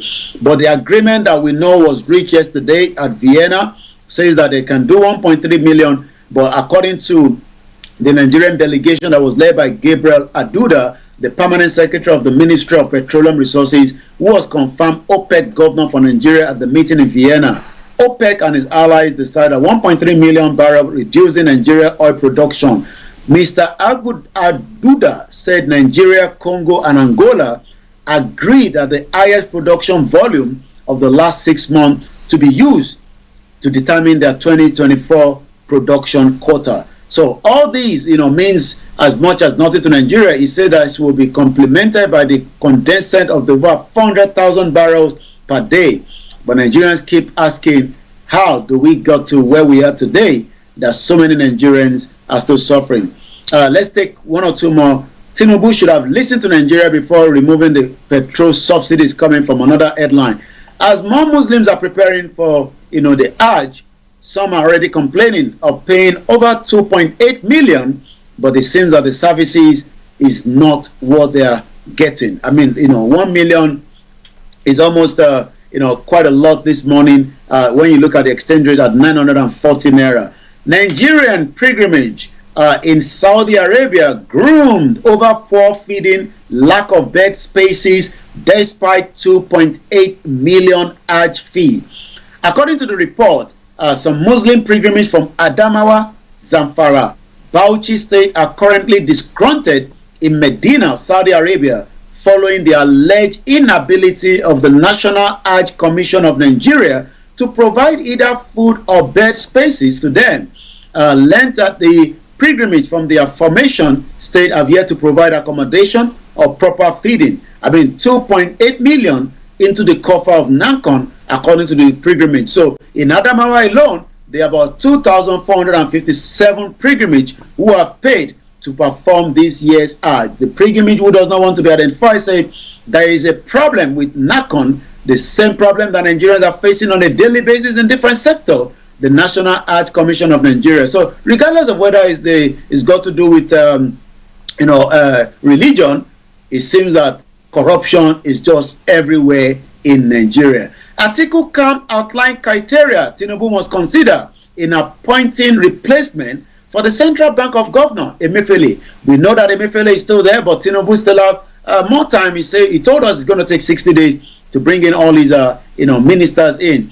But Atiku and Okowa Presidential Campaign Organization of the PDP has outlined specific criteria that the president should look into before bringing in somebody else. Here's the criteria for the role. He or she must not be a member of any political party.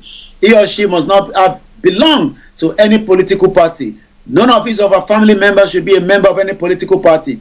He or she must not have been indicted or is being investigated or persecuted by the law enforcement. He or she must not own a bank or financial institution or part own a bank or be a shareholder. He or she must not have executed any contract on behalf of the bank or serve as a consultant. So it seems that there's so much, but we believe that the reason to believe Emefiele will likely be removed or be resigned before this month, before his term ends May 2024. So Emefiele still has under a year, but whether Tinubu will keep him for that 1 year or not. Remember that Emefiele, changed the money, but Buhari, from what we are told, has pleaded with Emefiele that whatever has happened, he should be playing for that, not Emefiele. So we're going to go straight to the social media this morning. Once again, it is still the finest African and Caribbean radio station in London. My name is Olayomi Koiki, as we continue to look into some of those news coming out of Nigeria. So let's go straight to the social media and see what is trending, in terms of the news. 25% in the FCT is trending at about 46,000 this morning, and the reason for that is, according to Yusuf Dirty Baba, the vice president of, the vice presidential candidate of the Labour Party. What of the 25% in the FCT between INEC and PDP witness with a question mark? You haven't been reporting it, or it doesn't matter. It doesn't worth reporting it, right? No matter what amount share to every enemy of the truth in Nigeria, they can't stop the new Nigeria. Kadira Ahmed is the CEO of Radio Now 95.3, a journalist. A well-grounded understanding of 25% in the FCT is a thing of beauty. Does it mean Professor Yakubu didn't know about the 25%? And let's hear what it's all about when it comes to the 25%. You must win at least 25. 50%. Highest means even if you win by one vote. It has to be 50%. Yes, it can be one vote ahead. So the highest number of votes, that's the first condition. The second condition is that you must win 25% votes across 2/3 of Nigeria's 36 states, which is 24 states, plus this is an and FCT. You must win at least 25% in FCT. So even if you win those 24 states, you have 25%, but you don't get 25% in FCT, there's a problem. Wow. But that has just been an added one. That is your constitution. That is your constitution. So that is what the constitution is saying according to them, and that is why that is actually trending today. 25% is trending across Nigeria. Despite mourning Indian crash victims, Tinubu radio silent over scores massacre across Nigeria. If I don't understand, President, condolence to those outside that have been affected, which also we talked about this morning, but they forgot to talk about the ones inside their own situation. Aisha Yusuf, a one-stone supporter of Peter Obi, went on to say, "My president, Okwato Nigeria, the Okakanudu of Africa, the politician that seeks to be criticized and wants to learn all the time, he will respectfully yab you, and it will take you a while to know you have been yabbed. The leader, the genuinely cares behind the scores, Twiley." So that's quite a praises there for Peter Obi. Let's take two more from the social media, and then we come back as well. There's a Twitter handle at Pido Nigeria. Chinese, Indian, Lebanese run company X and current workers in Nigeria should join.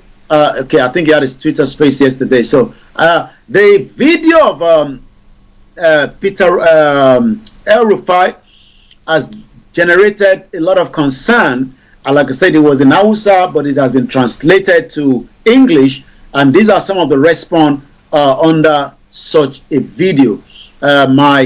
My wish with Christian APC member is like the apprentice in a Freemasonry. They know not what their true agenda is. They just love being a member. So this individual is saying that some Christians in the APC in Kaduna, are aware of probably what they're doing, but they're probably not sure. This one went on to say, all the Yoruba Christians supporting Tinubu will disappear. You won't see them here, bunch of useless people. And this one went on to say, I wanted to tag Mr. Dipo or Gashege, all of them APC Christian, let it not be a tough as I am trolling them. This alone is an indictment against El-Rufai. A serious government will invite the former governor to answer questions regarding the killings in southern Kaduna. This religion has a very wicked agenda. My anger is that so many Christians support this evil cause of politics. Shame, shame, shame. And like I said this long ago, that Nigerians are yet to realize the full extent of the mistake of 2015. And this one went on to say, Yoruba News, can you now explain the Yes Daddy video to me better now? So as many Nigerians are still responding to the former governor El-Rufai that stated clearly that the Muslim will run Kaduna State for 20 years, and they've only done 8 years so far already. That's a strong one there. But Yomi, somebody will ask the question. So is Nigeria actually united? Well, you take me back again to the letter, the statement that was sent to Bola Tinubu, and when I go back to the page 3 of Professor Akintoye, says, and I quote, as a highly prospective leader of another African country, remark recently, the nations of Nigeria hate one another. The nations of Nigeria hate one another, and the hatred has steadily escalated since independence. And yet, the political leaders of Nigeria strangely choose to keep Nigeria as one country. Well, who wanted to think about that? But we'll come to the the election tribunal. But Bishop Adesina says, can you listen to the lady, or did you listen to the lady's analysis? She said, that is your constitution. And she never say that is our constitution. No one believes in Nigeria. The country was never in control of the citizen. Where the lady said that, well, your constitution says that if somebody wins whatever states and does not win 25% of FCT, that person has not won the election. That is where the tribunal is going to be looking about. She is saying that if that is not adhered to, that is a breach of the constitution. You hear me? Well, I mean, like I said, the 25%, is a question that, Tinubu never got 25%. So the court proceeding on the election petition that is currently going on, stated that these 25% don't get lead. Again, this is coming from, some of the followers of Ahmed Babadati youth. INEC said, Atiku Abubakar didn't get 25% in the FCT, it can't be declared president. Since Tinubu also didn't score 25%, and you announcing, kindly choose between Kirikiri and Kuje, Mr. Peter Obi is coming to Nigeria. So the 25% conversation, from what, is going on now is Tinubu never got 25%, but is there going to be any rerun, even though the government have started? I know we've seen that in the governorship, our governors that have started their tenure, and eventually, the court comes back and say, it doesn't work like that. So that is the 25% right there behind me, and that is the conversation as a good day for Labour Party. Even if INEC deleted the Beavers result, hear what the Labour said they would do. Kwankwaso, and then there's another one that says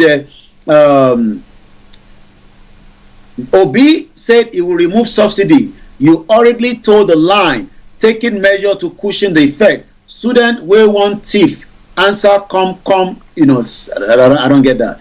INEC is not cooperating with us on the release of Beavers, Peter Obi Labour Party Council says. So the 25% is the ongoing conversation, but whether there will be changes of this result, time will tell. Like I said, it's still early because the election tribunal is still ongoing, and until the decision comes back, then we will know whether the faces of the 25% will come up as so many different Twitter, and these ones as people with the red cap. I'm sure those that knows the people that put on the red cap, and they're all looking, and it seems that whoever put these knows the game is playing in terms of the southwest side against the southeast, because it's those from the southeast that tend to put on the red cap. So it's now saying, look at the faces of people in the court asking for the 25%. Well, it's going to be an interesting one. But do you think that the Constitution of Nigeria is one that you like? Some analysts are saying that no, it is constitutional that whoever wins the presidency should win 25% of the FCT's votes. But, well, Tinubu didn't get that. Are we going to see the court saying that, well, the Supreme Court, the tribunal saying that, well, that's what it's supposed to be, but we think that in this case, we have to treat it differently. Is that what's going to happen? Aziz, good morning to you, and to, he says morning to all of us, and Koiki, and everyone at Starr Radio UK, the team there. Good morning to you. We hope you are doing very, very well as well. Okay, Yomi, what else do you have for us before we bring the update to a close there, sir?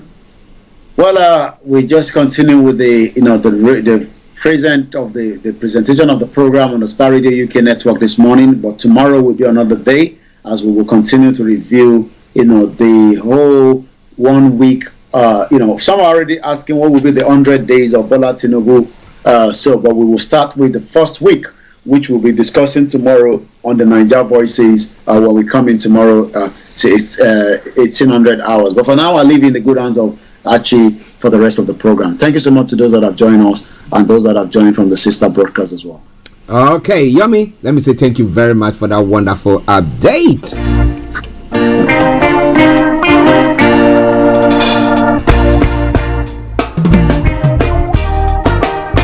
Okay, we're going to take a musical break, and once we come back, we continue with the show. Root Riders, I'm a small axe. So that's what we do. And you there, you're a small axe. But you can hew down a big tree. So if they're coming around, they have to be very, very careful. What about that? So enjoy that music, and I'll be with you in a moment.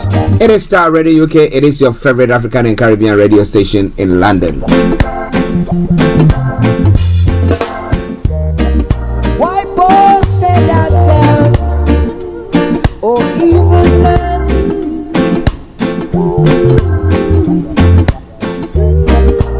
playing sports and the not being clever.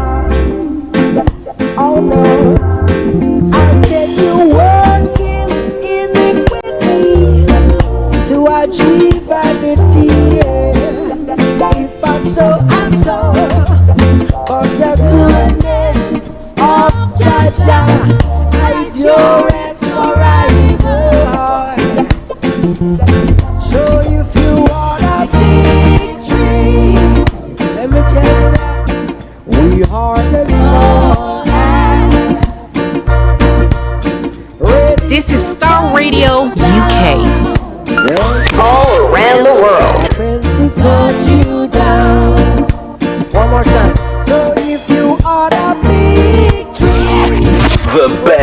radio show. We are the small and sharp and ready to cut you down. Well, sharp and to cut you down.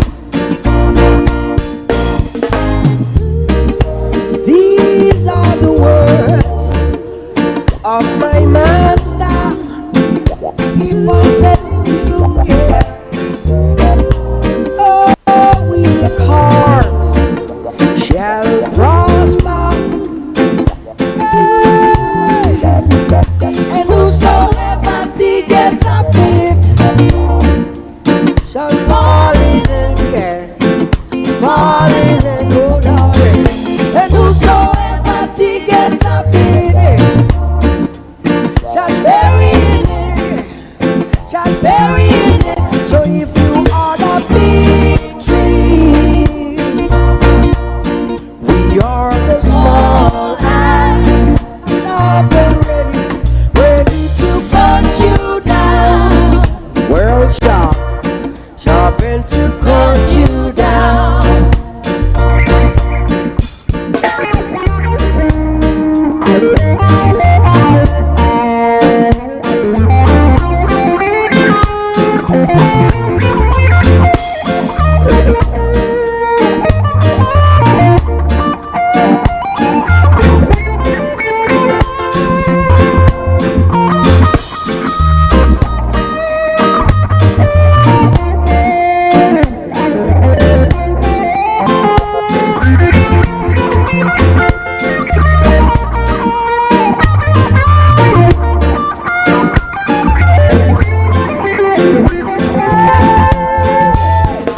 And whosoever diggeth a pit, Lord, shall fall in it, fall in it, oh Lord.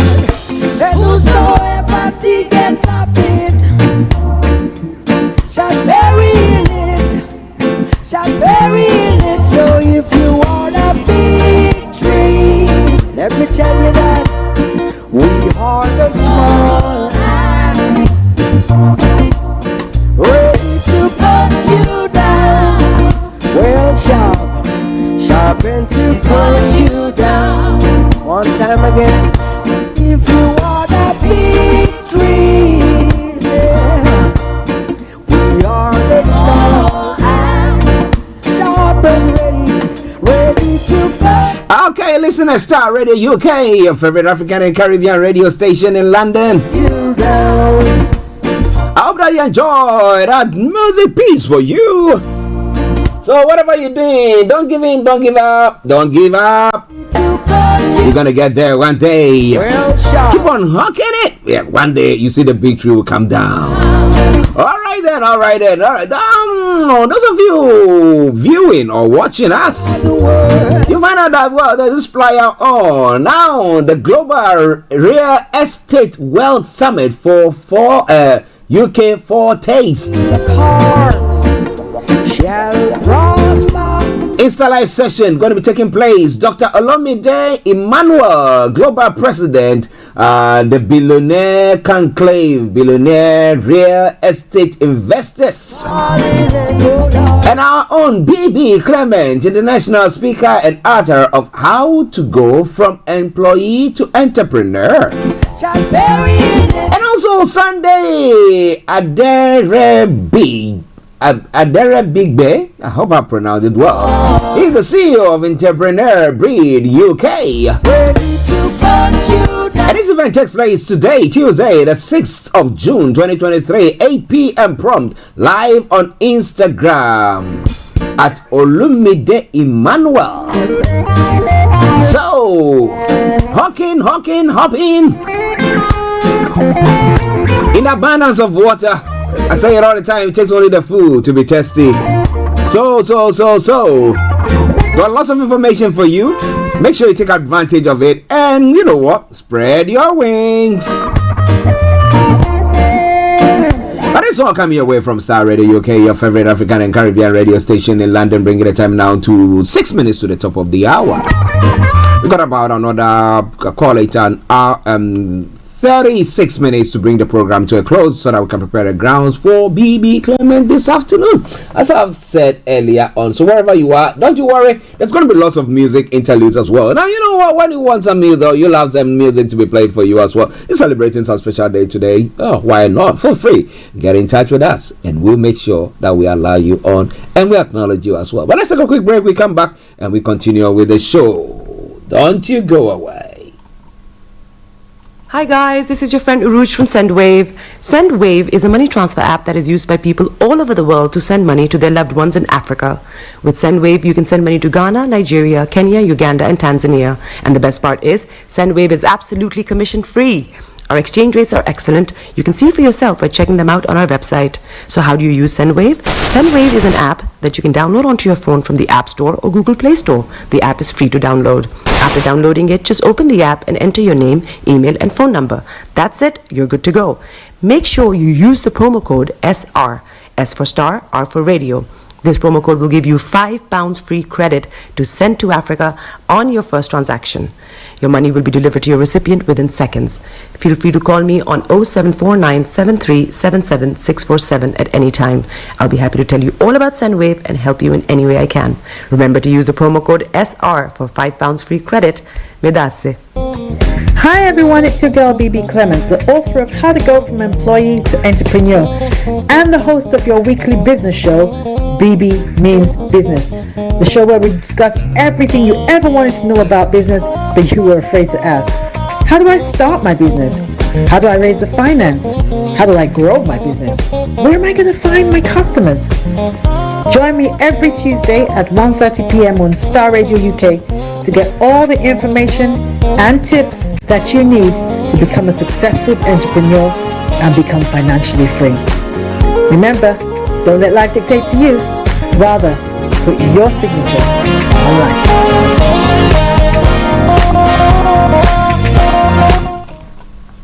Afrobeat reggae dancer taking over.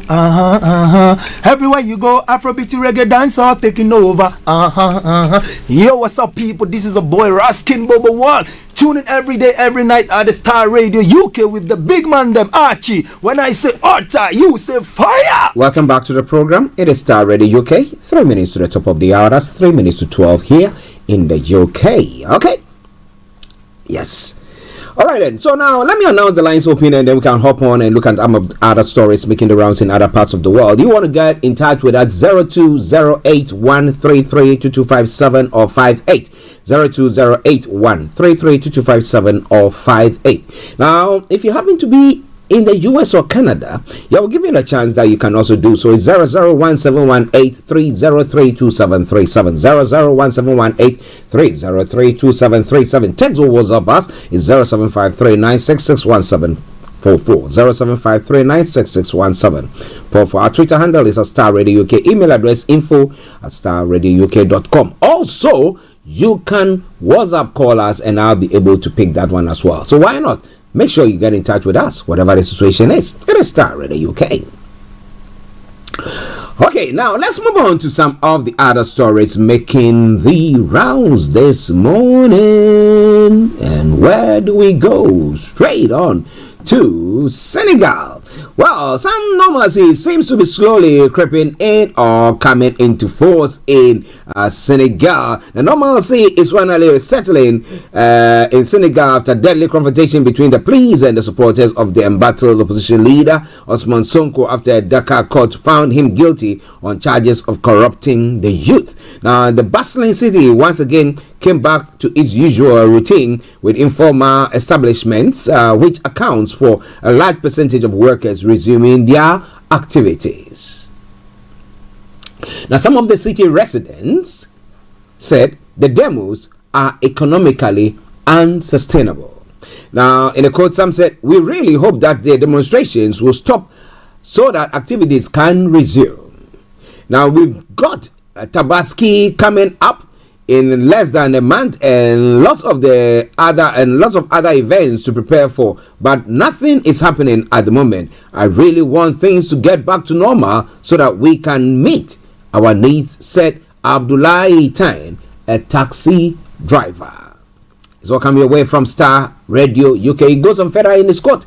Now, these are difficult times. We live from day to day. So going days without work is a real problem because of business. It is a business because our business is at standstill. The movement of people is complicated and we can no longer earn a daily income. The informal sector is our livelihood and is a sector, and it's this sector most affected, said Babakar Seni, a clothes salesman. Now, clashes between Sonko supporters and police broke out after the ruling leading to 15 deaths, over 2 days, according to government figures. Shops and businesses were ransacked as well. Well, looting taking place there. But a sad one there. But it's all coming away from Star Radio UK, your favorite African and Caribbean radio station in London. Now let's move on straight to some other stories making the rounds this morning.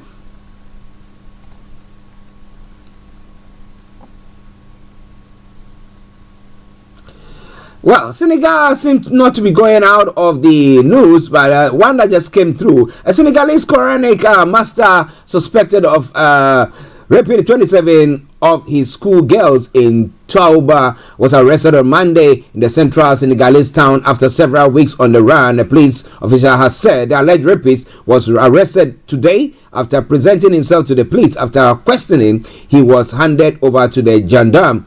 He had been on the run for several weeks, said the Touba police chief, confirming a report in the local press. Now, Touba is considered a holy city by the Mourids, major Muslim religious brotherhood in Senegal. The Quranic master, whose age was not given, had disappeared since the case broke during the first quarter following a complaint from victims who produced medical certificates, the official said. He is accused of raping 27 pupils at his school in Touba. He said the alleged assault took place over a period of time. He said without giving further details. He did not comment on the ages of the victims. The victims are minors, which suggests that they were under 15.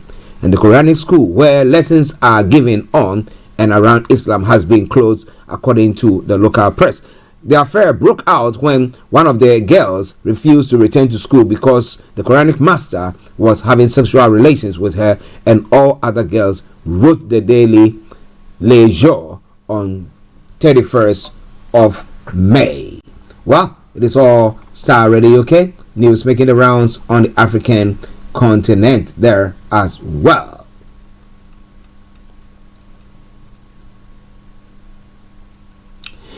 In Kenya, the Kenyan government's decision to authorize the import of genetically modified maize after a 10-year ban has triggered a wave of misinformation in the Eastern African, fueled by sweeping statements by rival politicians. In October, the administration of President William Ruto, who was due to be elected in August 2022, authorized the import and cultivation of genetically modified organisms, which had been banned since 2012, and in particular to deal with a historic drought ravaging the Horn of Africa. Now, although the courts had suspended the decision, pending a ruling on an appeal by a farmers association that considers it illegal, Kenyans are exposed to the worst possible misinformation about GM crops. Now, laments a recent study by the Alliance for Science, a project funded by the Bill and Melinda Gates Foundation. The main source of false or misleading comments on this subject are statements by leading Kenyan politicians, which are then relayed by the media, according to the report. Both sides in the debate, those in favor of GMOs and those against, have to some extent propagated this type of misinformation. Now, says Ann Miana, coordinator of the Kenyan Biodiversity and Biosafety Association, BIBA. Okay, well, it's all coming away from Star Radio UK. What do you think about GMOs? Someone will say, well, if God is going to feed us, why not? But what do you really think about that? This is all coming away from Star Radio UK, your favorite African and Caribbean radio station in London. A South African-based American explorer and scientist Lee Berger has announced the discovery for the first time of a non-human species that uses symbols to mark their dead. Interesting. Now, on Monday, the scientists announced that he had proof that between 200,000 and 300,000 BC, Homo naledi, a species with a brain the size of chimpanzees, buried its dead and engraved symbols on the walls of the tombs. We are going to tell the world that we have discovered a non-human species that had fire and controlled it and went into incredibly difficult to reach spaces and buried its dead in a ritual fashion over and over and over again. And while they are or were doing that, they carved symbols on the walls above it, said paleontologist Lee Berger. Some experts, however, remain skeptical of his theory and require exceptional evidence to validate Berger's claims. Now, anybody who's worked with Lee Berger knows that he's a very enthusiastic and super passionate about the subject, and he gets to a point where he can't contain himself. Like he is trying very hard not to burst at the seams, but he does sometimes, and it's like, okay, wow, just relax a little bit, fill me in what is happening, and then of course I need to pull myself back in because I also get excited.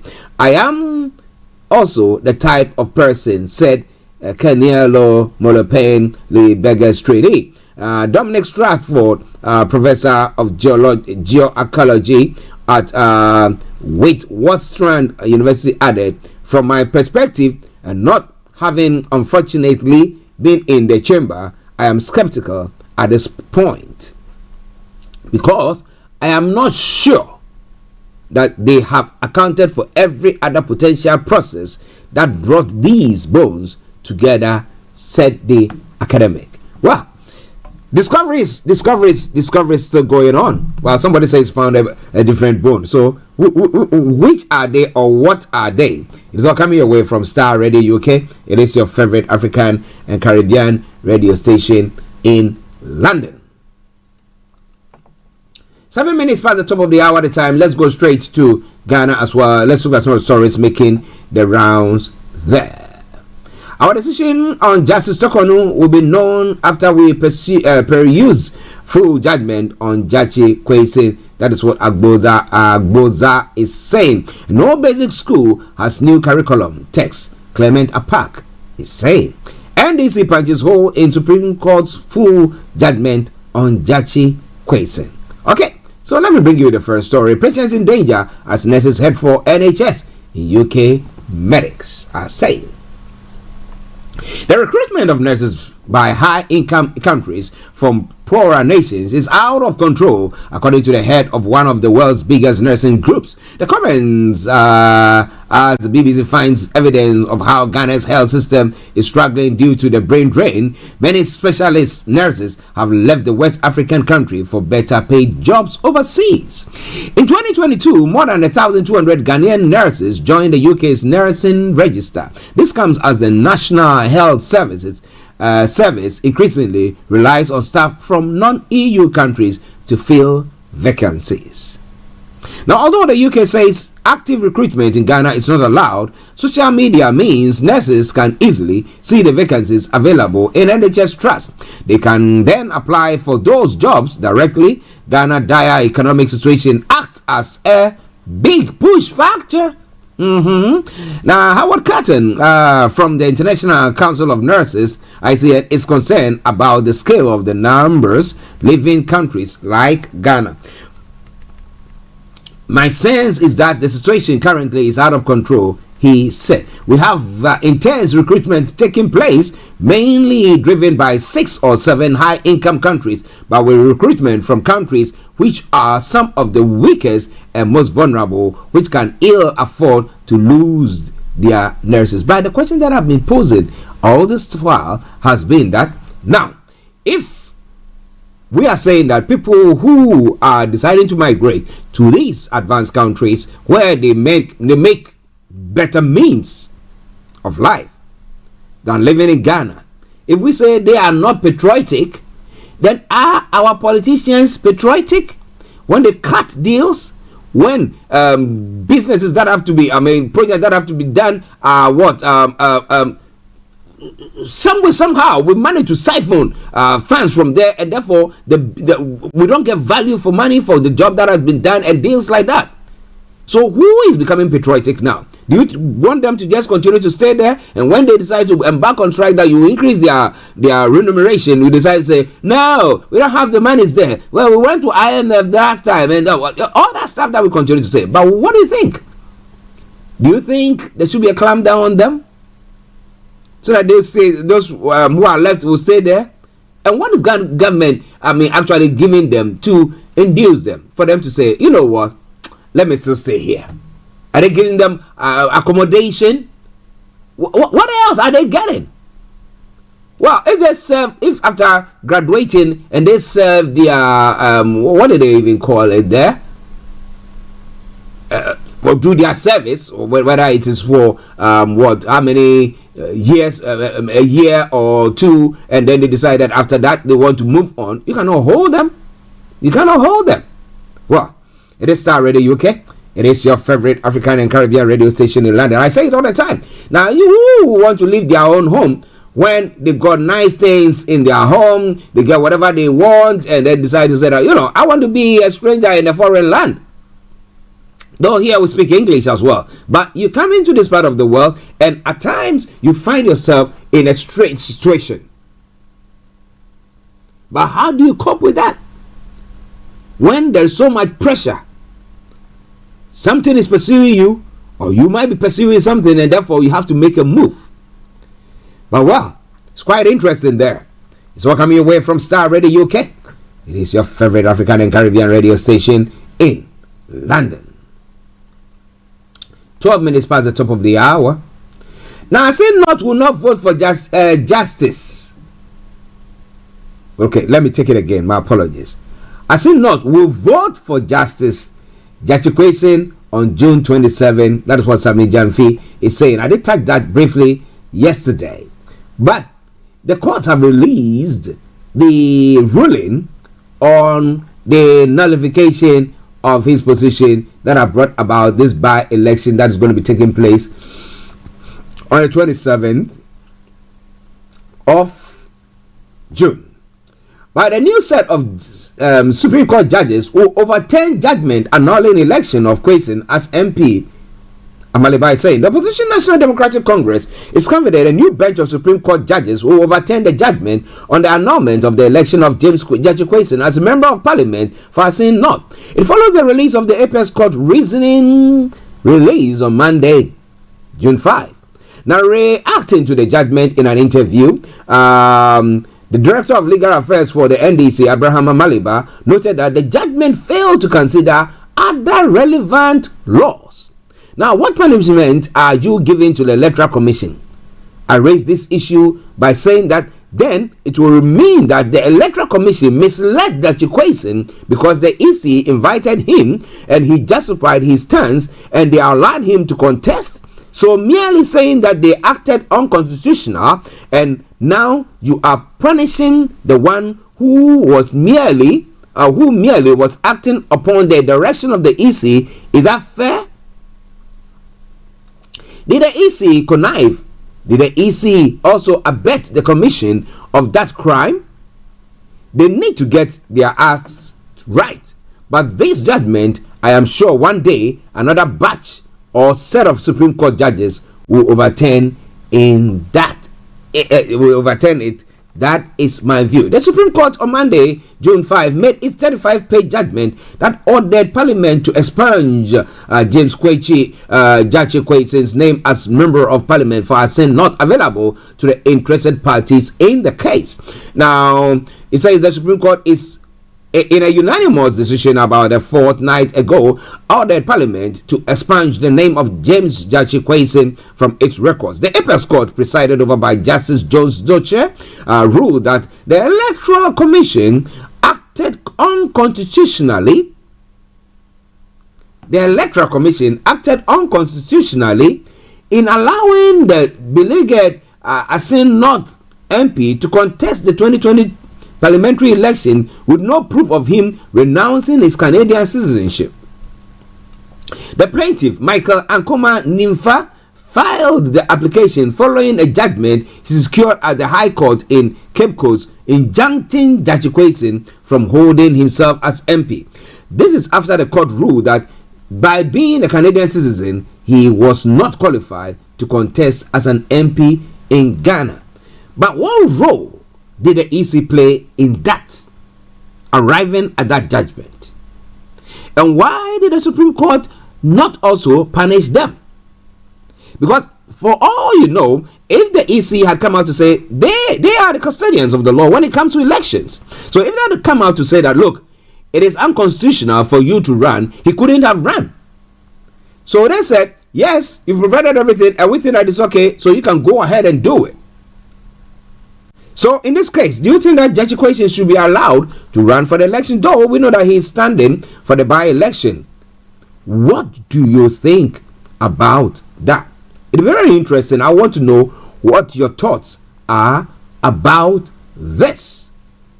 And do you think that the MPP who are pushing and pulling and doing also will be able to outwit the NDC in a constituency where they won in 2020? Well, let's all see. Starr Radio UK, your favorite African and Caribbean radio station in London. Okay, we are going to cross over to other parts of the world as well. But as you know, wherever you are, don't even think of touching the dial. It is your favorite African and Caribbean radio station in London.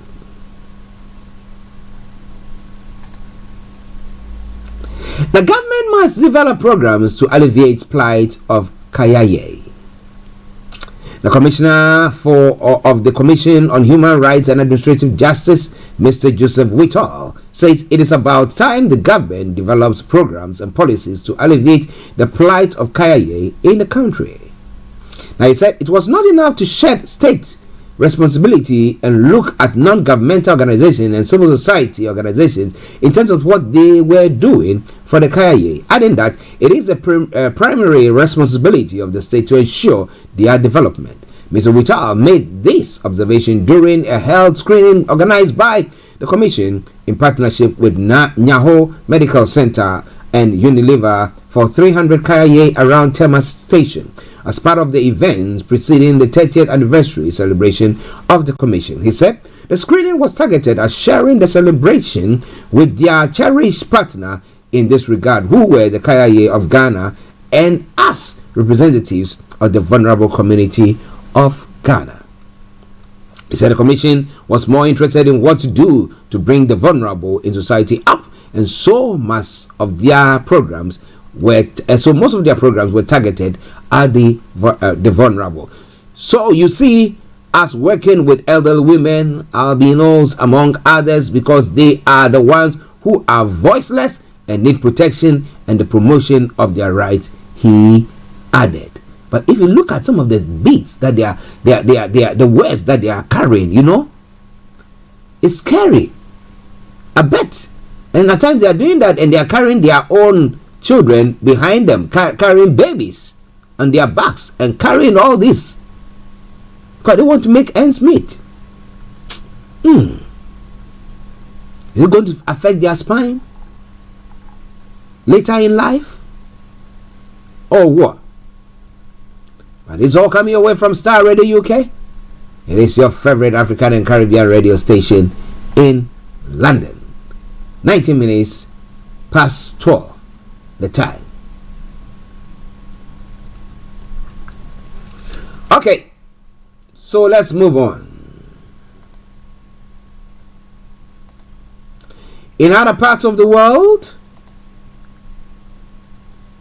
evacuation is underway as water gushes through damaged Ukrainian dam. That's one of the stories that is making the round this morning. And it says evacuation is underway. Ukrainian region of Kherson is badly damaged. Now the dam there, and then Ukraine military has accused Russian forces of blowing up the dam in the town of Nova Kakhovka though Moscow denies this. At least 8 different settlements in the Kherson region are already flooded. A local military official has said a state of emergency has been declared in the Nova Kakhovka district, according to Russian state-owned media. EU Council President Charles Michel blamed the attack on Russia, saying the destruction of civilian infrastructure was a war crime. A Russian-installed local official said only the power plant's upper parts was destroyed by shelling, but not the dam itself, and blamed the attack on Ukraine. Wow. Forth and backwards, going forward and backwards, blaming each other. But what do you think about all that? EU has accused Russia of barbaric aggression. The European Union has blamed Russia for attacking the Kharkov Dam in the Kherson region of southern Ukraine. This is a new sign of escalation, bringing the horrific and barbaric nature of Russian aggression against Ukraine to unprecedented levels, EU Commission spokesman Peter Stano said. Now, earlier, the president of the European Council, Charles Michel, has blamed Moscow, describing the attack as a war crime. Moscow has denied attacking the dam, instead claiming Ukraine damaged it in a deliberate act of sabotage. Really? All right, then. Well, you see houses flooded and you have swans swimming in them. That is how the nature of the place is like. It's a very, very sad one there. I don't know. I hope the lives have not been lost so far, that people were able to be evacuated before anything untoward did happen there. But it's all Starr.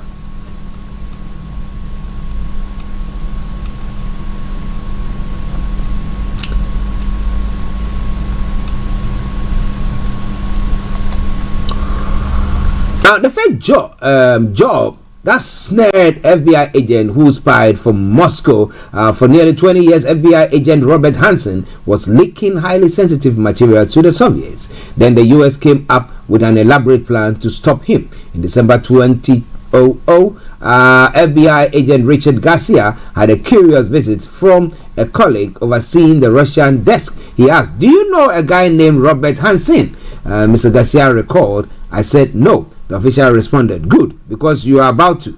A few months later, in part thanks to Mr. Garcia covert work, the whole country would as well.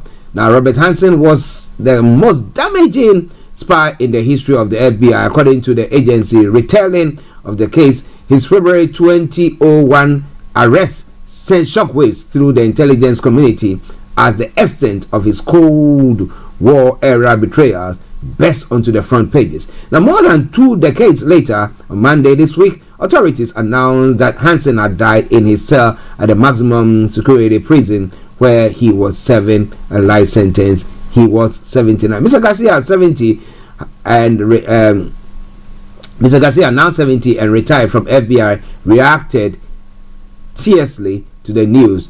Good riddance, he said. Nothing that Hansen work costs lives. Okay, let me take that bit again. My apologies there. Mr. Garcia, now 70 and retired from the FBI, reacted tearfully to the news. He said, "Good riddance," he said, noting that Hansen's work cost life. Okay, my apologies there. Hansen's work did cost life in the part of the world. Well, it's quite a difficult one, you know. Now, if you watch some documentaries, how they are able to capture you, not capture you by putting handcuffs on you, but maybe setting up so that you fall into their trap and then blackmail you, and then you have to do their bidding, or else then you know what these people go through. But what? Well, it's lost its life, and you don't talk ill of the dead, do we? Oh, all right then. It's not really okay. Now let's come to the final stories here in the UK, and then we bring the program to a close. And civil servants had to strike despite new pay offer. The PCS union says members will walk out in Ireland and Wales this week and at the DVLA from 11th of June. So if you are now applying for your license or anything of the sort, I can tell you shortly, you better do before that time, because it's going to impact you. And then Sue Gray starts work for Labour in autumn. Has she been cleared? Now, former senior civil servant Sue Gray could take up a job as Sekier Starmer's chief of staff in autumn. Ms. Gray quit the civil service in March, prompting fury in government and claims rules had been broken. The government wanted to stop Ms. Gray working for Labour for a year with a further 6 months of restriction. However, reports suggest that the Advisory Appointments Committee is recommending that she could start the job 6 months after leaving the civil service. Information coming through said by someone with knowledge of the process said the Independent Advisory Committee on Business Appointments, ACOBA, has been looking into the appointment and will provide a final judgment on Ms. Gray's departure. Ms. Gray had held some of the most senior roles in the civil service and is best known for leading an investigation into the Partygate scandal, which contributed to Boris Johnson's downfall as Prime Minister last year. Now, civil servants who developed and implemented government policies are expected to be politically impartial, and Ms. Gray's decision to leave the civil service after being offered a job with the Labour Party sparked anger among some Conservative MPs. Allies of Mr. Johnson argue the job offer raised questions about the impartiality of her reports on the former Prime Minister. Now, Labour said it did not approach Ms. Gray until after the Partygate report was published. However, the Conservatives government called the situation unprecedented, and Deputy Prime Minister Oliver Dowden ordered an internal investigation separate to ACOBA's inquiry into the events surrounding Ms. Gray's resignation. Okay, so those are some of the stories that has made the round. Under the Civil Service Code, officials of Ms. Gray seniority must wait a minimum of 3 months before taking up outside employment. Well, so what's going to happen to Ms. Gray? Sue Gray's report. That's what was going on at the time.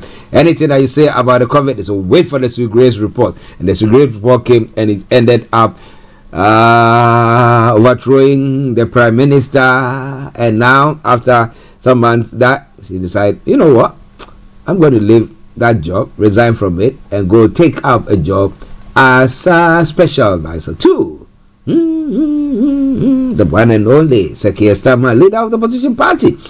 Okay, some breaking news that have come through, and then we bring the program to a close. Man gets life in prison for killing family in fire. Denise Gozet, her children, Roman and Sabrina, and granddaughter Morgan were killed in the blaze. And breaking news have come true. He gets life for that. That is where I bring the program to a close for today. God willing, tomorrow I'm going to be in to bring you another edition of the morning show. So wherever you are, stay tuned. Don't you go away.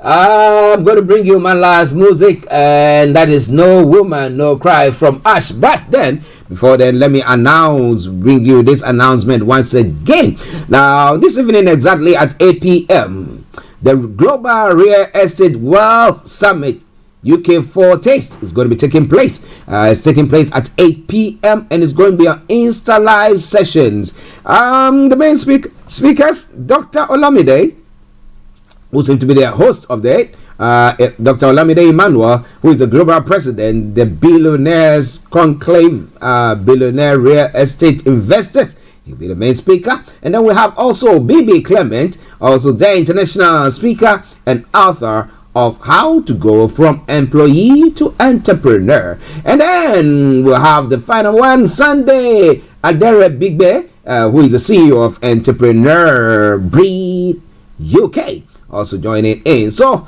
well, that program takes place live on Instagram at Olumide Emmanuel, and you will enjoy that.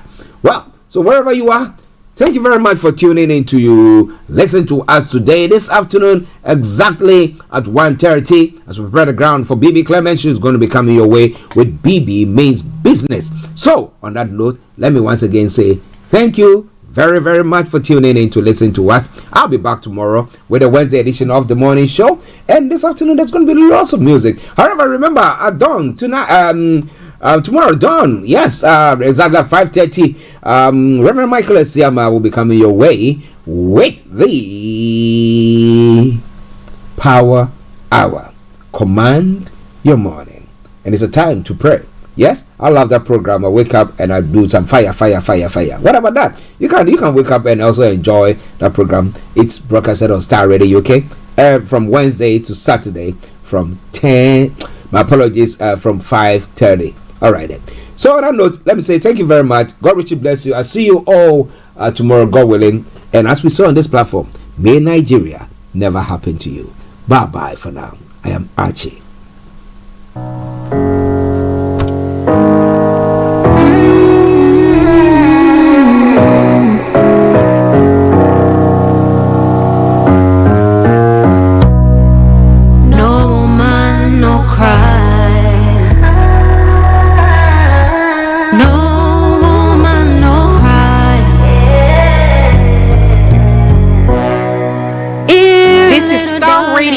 UK, all around the world. No woman, no cry. Thanks for listening. When we used to sit in the government yard and trash out about observing the hypocrites. Mingle with the good people with me. Good friends we have and good friends we've lost along the way. In this great future, you can't forget your past. So dry your tears, I say.